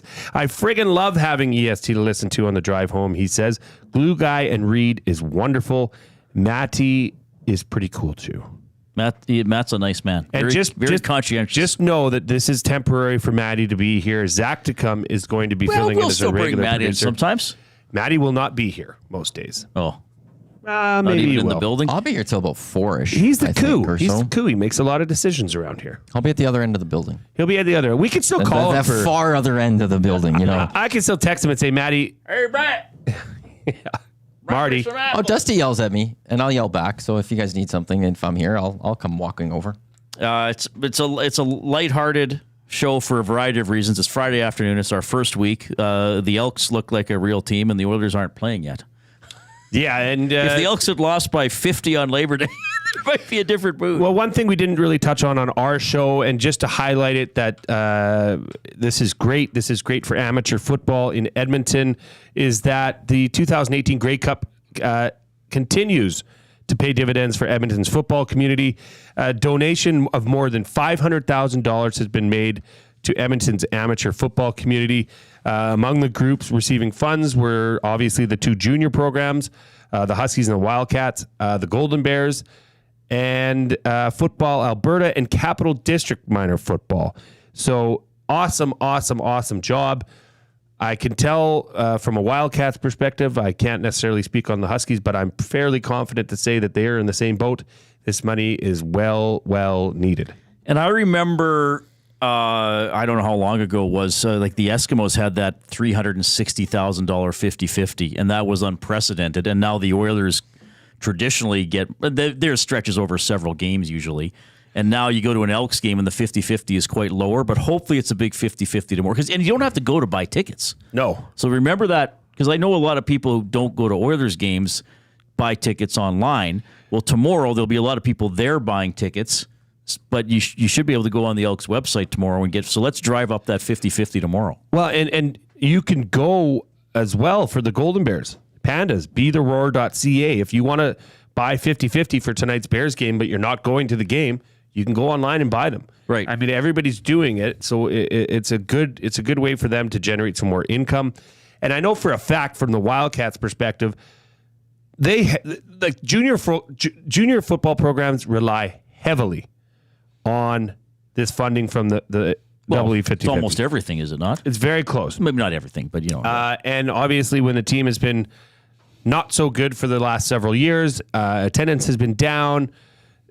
You know, it was kind of the perfect storm of not creating a lot of money that would be available to them. So I'm just so happy for them. I know Brad, club president over there, Megan, team manager for the Wildcats, they must be jumping for joy today. The Ebertses, the Pay It Forward with Football couple, did they not win a double E 50-50? And that's how they started it? I can't remember Quentin. I can't remember his wife's name. I feel bad. He'll send me a message if he's listening. But yeah, I think they won a 50-50 and then started doing Pay It Forward with Football, which was pretty cool. But cool. Back in the day, you had to be in the stadium to get a ticket, and the Double E were getting $200,000, $300,000 pot, and you had to be in the stadium. I used to sell those tickets. They were like rip-off tickets. I probably bought from you. Yeah. Yeah, you probably did. Yeah. And they were like, you'd have to like rip it off and give it to them. Yes. You'd have to collect the actual cash on you. And as people have said, we had Tim Enger telling us their 50-50 budget, they might have overspent it because there were so many Oilers playoff games. But hopefully your bank account's recovered over the summer and you can jump into the Elks one tomorrow. I mean, who doesn't I'd like to see a big, old-fashioned, several $100,000 Elk 50-50 tomorrow. Isn't that a fascinating feeling when you buy the 50-50 and for the, I don't know, maybe the 2 to 5 seconds that you have in your head that, or when they're about to announce the numbers. Yeah, and you think, they used to announce it in the fourth quarter, and you had to go get it. You had 10 minutes to go get it, and right? you'd see everybody stand up and reach in their back pocket, and every person that stood up and reached for that ticket is thinking the same thing. Is tonight my night? And didn't Rod Conop win it once? There was an alum that won it once. It might have been Conop that won one of the bigger ones. It wasn't Blake. I thought it was Rod Conop. I'll have to double. But yeah, you're bringing back all these because remember they'd announce it like at the start of the fourth quarter. It's like you got 10 minutes to get to. Yeah, go see. It's like, what if I customer service desk make it in time by gate 3? And now it's like, just check on later. Don't even check. We'll text you if you win. I know it kind of takes the fun out of it. I like a printed off ticket. I like when I have numbers that I'm looking at. And you always think like, I got 50 numbers. I must have half the numbers in the pot. Right. And then you realize, like, no, you have about 0.001%. Yeah. All right.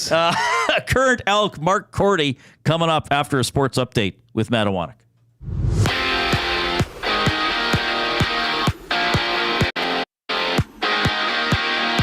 Golden Bears are getting set to play the Calgary Dinos at full field. Kickoff just after 7. Bears looking to start their season at 2-0. MBT will begin the game tomorrow as the starting quarterback for the Elks, while the Calgary Stampeders, they're going with a different quarterback to start. Logan Bonner will get the start in place of Jake Mayer. You can join myself and Jay Milne for the Green and Gold Kickoff Show tomorrow, 4 o'clock, right here at Edmonton Sports Stock. Your clear choice for Edmonton Sports will be live from Century Casino Sports Bar and Lounge. CFL Week 14 begins tonight as the BC Lions and Nathan Rourke head to Montreal to battle Cody Fajardo and the Owls. Kickoff 5:30. NFL Friday night action out in Brazil. Green Bay Packers going to be taking on the Philadelphia Eagles. That gets going just after 6 o'clock. Toronto Blue Jays, they are opening up a series against the Atlanta Braves out in Atlanta. Right now in the second inning, it is runless. Well, one game is already final. The Yankees getting past the Cubs 3-0. Coming up next, Edmonton Elk offensive lineman Mark Cordy joins Reid and Jay. I'm Adam Wanek. You're up to date. Get all the latest news and takes on everything Oilers with Dustin Nielsen and Tom Gazzola on the Oil Stream. Live at noon, Monday, Wednesday, and Fridays. Only on EdmontonSportsTalk.com. Hi there. If you're like me, you like to picture yourself in luxury, even though there's absolutely no way you could afford it. And if you can, well, even better. Thankfully, I picture myself in something that is luxury, but still absolutely affordable, like the all-new Mazda CX-90 from Park Mazda. With the new luxury features like facial recognition settings and quilted detail Napa leather seating, I can pretend to be comfortable with all of my proper settings activated without even touching a button, thanks to Mitch Lewicki and the great staff at Park Mazda. I like to picture Mitch Lewicki with like a giant eagle's wings and singing lead vocals for Lynyrd Skynyrd with like an angel band.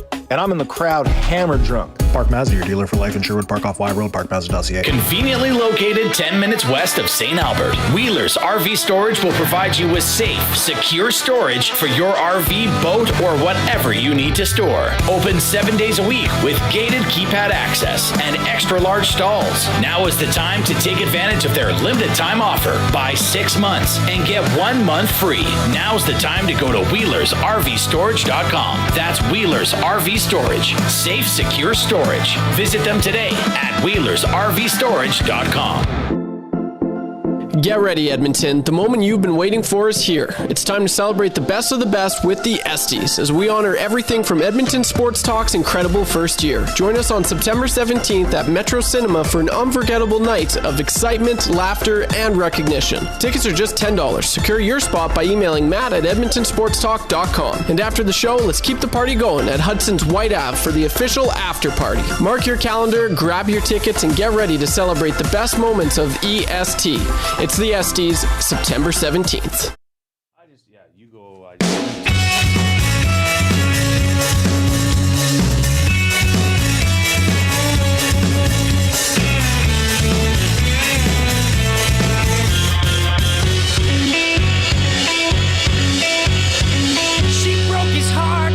Baseball bat. Okay, the last time I interviewed this gentleman, his football team was 0-5, and they had just fired their head coach.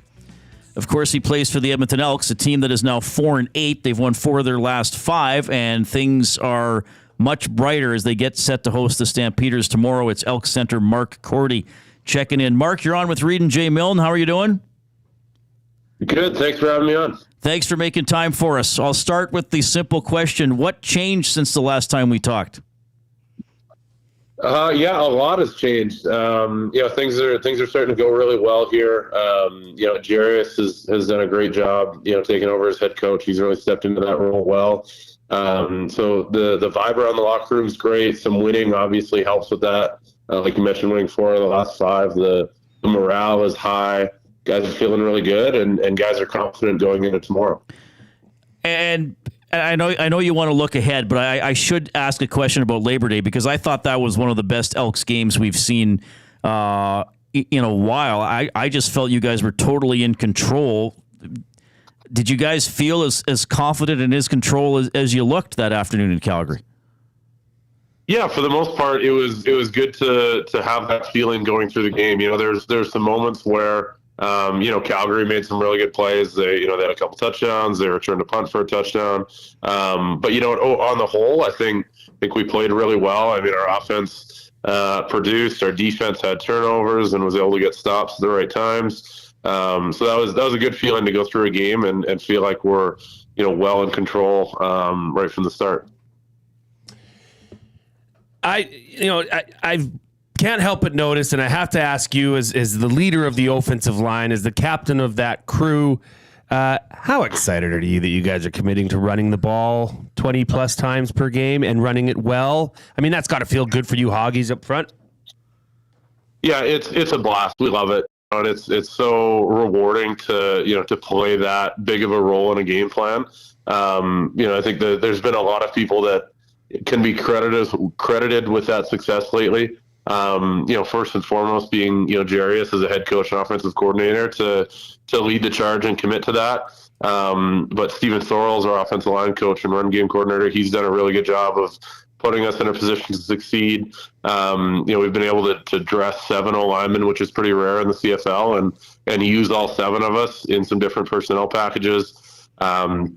Most of all, honestly, is good running back play is always the key to running the football, as simple as that sounds. But really, it's been a commitment from our whole offense to make that sort of the centerpiece of what we do, and that's made everyone's lives easier. For us up front, it means getting a chance to get downhill and wear out defenses. And now when we do have to protect on 2nd and long, we've got a leg up there.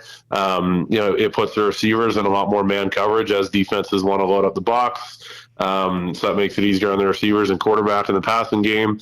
And it gives the running backs a chance to get into that flow. So across our offense, it really kind of opens the door for everything we're looking to do. I mean, you've got a plethora of studs that are running behind you, and Javon Leake and Kevin Brown and Justin Rankin. Is it something where because I know they come in and out of the game. Kevin Brown obviously is more of a smash and dash kind of runner. Javon Leake's the guy that can hit a crease and blow your mind and with his top end speed. As an offensive line, are you concerted to looking in the huddle to see who you're blocking for, and might that change a bit of your blocking scheme on those plays, running back specific? With a lot of teams, I would say that's true, that you have to treat different running backs a little bit differently. The great thing that we have with our running back room with those 3 guys, they all have very special, very unique talents. But one thing that they've done a really good job of is buying into the system. And so they all know their reads. They know where they're supposed to hit it. They know what the timing's like. And it makes our life easy up front. Really, we're just blocking the scheme, trying to get all these runs hatted up against different defenses, and they'll do the rest. So that's one of the beauties of having good running backs is, you just got to set them up with a couple yards to succeed with, and they'll take it from there. And I think we've seen that, a number of times throughout the season. And, we saw that the other night, Javon Leake turning, what should be a 1 or 2 yard gain into a first down. So those are rare things to have in running back rooms, and we're lucky to have it for sure. Elks center Mark Cordy joining us on the Reid Wilkins Show this afternoon. Elks and Stampeders tomorrow at 5 at Commonwealth Stadium. Mark, look, you know what a great sports market this is, whether it's talking about you guys or the Oilers or other storylines. And whether it's fair or not, people like me and a lot of fans talk about Ford and MBT. Can you touch on those 2 quarterbacks, and maybe not as much their play on the field, but they must have to have an ability to block out a lot of the noise that goes on about their play and who fans think should be playing? Yeah, absolutely. I mean, both obviously incredible players, which I think we've seen from both of them this season. But I think what makes each of them special is the people they are as individuals, and their ability to be great in the locker room, just be awesome people, and to be able to weather that noise. There's obviously been a lot of it this year of who should be playing, who should not be playing, but both of them are ready when they're called upon, and it's a special thing that's going on in that room there. To have 2 guys that are very high-end quarterbacks that are both ready to play and that aren't bothered by the fact that each one of them's been at points throughout the season where they're the 2 guy, and they're definitely good enough to be a starter, but right now they're the number 2 guy. And they've both handled that like pros, and they're doing an incredible job with it. And so that's really been huge for us, to be able to have 2 guys that the locker room loves, that everyone's rooting for, and that have the mental toughness to go through that.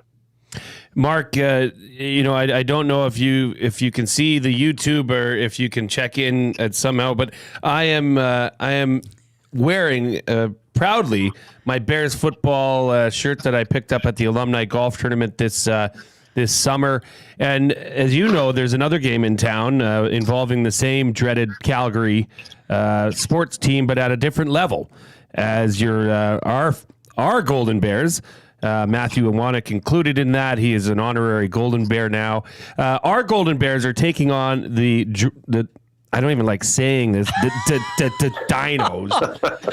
As you know, it's Dino Week. Hate the Dinos. But we were going to have head coach Chris Morris on the show earlier this week. There was a power outage that didn't allow for that. But I know what he's built there and how hard it's been to do. And I also know that you and Justin Lawrence and Ed Ilnicki, the Grove Street guys, were part of the change there. You were one of the first classes that came in and committed as stud players and bought into what Chris Morris was trying to do. Walk us through and our listeners through just, what made you buy in? I mean, you could have went to any school in Canada West, I'm sure. The three of you could have. But you chose to stay here and, from Spruce Grove to stay in Edmonton. Why did you guys choose to do that? And how was the experience under Chris Morris's tutelage? Yeah, no, I'm so excited to see, how it's gone for the Golden Bears and for Coach Morris specifically, especially over the last couple of years. I mean, I'm as big a fan as anybody. I've actually got my Bears hoodie on right now. As soon as we hang up this phone, I'm getting in my car and I'm going to head and watch the first half of the game tonight. And it was a fantastic experience for me. Really, there was a lot of guys like myself that had options coming out of high school to go to different schools across Canada, and a lot of us chose to go to U of A really because we believed in what Coach Morris was building. That was the biggest draw, and not many other coaches are able to convince players to go to a program that, frankly, was going through what the Bears were at the time. And I think we're all very proud of what we built there, and to be able to see them go through the success that they're having now is fantastic. And I think, obviously, we're not on the field. We're not playing the games and winning the games. The players are doing that. But I think we all feel a sense of pride and a sense of ownership over what's been built there. And, it's a lot of credit to Chris Morris and his staff. They've done an incredible job building that program up from the ground and getting it to a spot, where the university can be proud of it, the alumni can be proud of it, and the whole city can be proud of having a good team to watch. And I'm excited to see these guys play against Calgary, hopefully get a win tonight. Whether it's us with the Elks, whether it's us with the Golden Bears, whether it's the Oilers, everyone in Edmonton can get behind, beating up on Calgary, no matter where, no matter when, or no matter what sport. So just excited for what's happened there, and it's fantastic. Hey, Mark, thanks for taking the time to come on the show, especially the night before a game. I always love having it, and you've always been great with me regardless of how the team is doing. So go get them tomorrow. Keep that push for the playoffs alive. Thanks for coming on. Absolutely. Thanks, Reid. That is Mark Cordy checking in on the Reid Wilkins Show with Jay Milne. So he's heading to the game tonight. I'm going to go as well. Golden Bears against the Dinos, and then he plays against the Stampeders tomorrow. That offensive line has been good, and you asked a great question about the running game, and that's the one thing I've learned watching football all my life. Offensive linemen say, like, when they keep calling the running plays, don't go away from it. And if you think about it, okay, sometimes a running play gets stuffed, but a 1 or 2 yard run is no different than an incomplete pass. It's second and long. Sometimes it's going to happen. Sometimes the defense is going to win a play, but I mean, you've been preaching it all year, Jay. Like, commit to it. Don't go away from it. And they have done that. And then you get to set up a situation where it's, 2nd and 7 late in the game against Calgary, and Calgary doesn't know, okay, are they going to run because they think they can get 7 yards or kill the clock? Nope, we're going to go over the top to Tevin Jones and put it away that way. So it's creates so many positive circumstances by committing it and being successful to it. It just opens up your playbook, right, Reid? I mean, it's just and for those guys up front, for those big boys that are taking a beating every play, when you get that train moving in the right direction and you're starting to wear the opponent down, that is the definition of euphoria for an offensive lineman. When you can feel their will breaking as you're pushing them and driving them into the ground and landing your 320-pound ass on top of them. It is just pure bliss, Reid. It's pure bliss. Pure bliss to land your ass on someone. In a weird way, it is. Yes, Yeah, but yeah. I still think.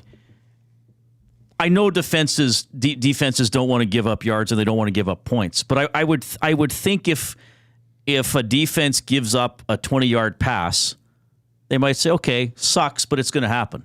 That's why there's a passing game. You give up a 20-yard run, it's probably a little more demoralizing because you've likely missed a tackle or two along the way. You've likely been pancaked by an offensive lineman or two.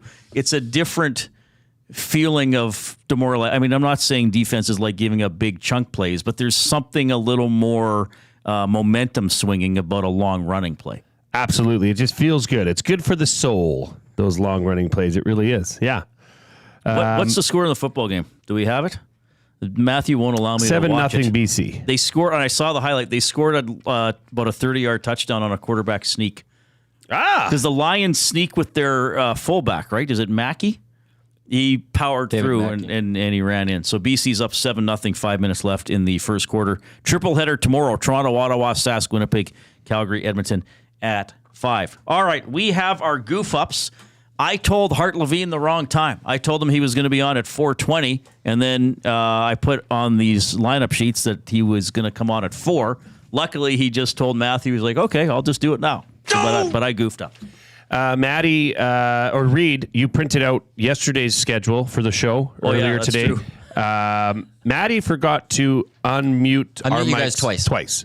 Yeah. So that was a big turnover in the Alouettes game. I would rather have to have you guys muted than forget to leave us on accidentally. Yeah. Then forget to mute us. Say that. Yeah. Because all the bad language, and people should hear what happens in the commercial you should breaks. hear. It's I got it may not be a screw up, but I have you were clean. I have to admit, I have an admission.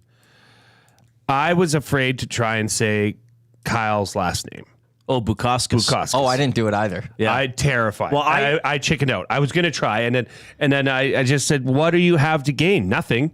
Just call the guy Kyle." Well, yeah, I had a lot more to lose. Well, I'm introing and extroing the guests, so you don't really have to say them. But I had to be careful because a lot of times when I'm talking about him, I call him Bukauskas. Bukauskas. I put an extra. Reid, if you have a chance to say Bukauskas. And that's where, like, for me, the sports, after my sportscast, sometimes I preview what's coming up next. And that one I just said, you guys were coming up. We're more of the show. Because a special guest from Hockey Night in Canada. You'll never believe who more of the Reid and Jay show. Kyle from Sportsnet. Yeah, you can just be able to say, like, you'll never believe who we have on from Hockey Night in Canada. And then people will be like, what? Bukauskas. There. Yeah, I'm not trying. All right. Man, what a great first week here for the Reid Wilkins Show with Jay Milne on Edmonton Sports Talk. And also today is the official first birthday of this station. So incredible. It's been an incredible first year, but I also think that the best days and years are still to come, which is pretty exciting. I'm going to Footfield to watch the game. Hopefully I'll see you there if you're going. Thanks to Matthew Wannick for filling in for Zach Dickham on the board this week. He's Jay. I'm Reid. Thanks for listening. Edmonton Sports Talk delivers a mass audience of key, influential customers to your business, all while you associate your company brand with the biggest names, the hottest sports news, and teams from every league around the globe. Oilers and Elks, NHL, NFL, Major League Baseball, and the association, Formula One, soccer, golf, oh sweet mama! The excitement is palatable on Edmonton Sports Talk. It's where fans go to get their sports fix and where our partners find the most loyal consumers. Contact us today and see how our team on Edmonton Sports Talk can score the biggest goals for your business. With various advertising options available, email business@edmontonsportstalk.com or head to our website and send a message at edmontonsportstalk.com.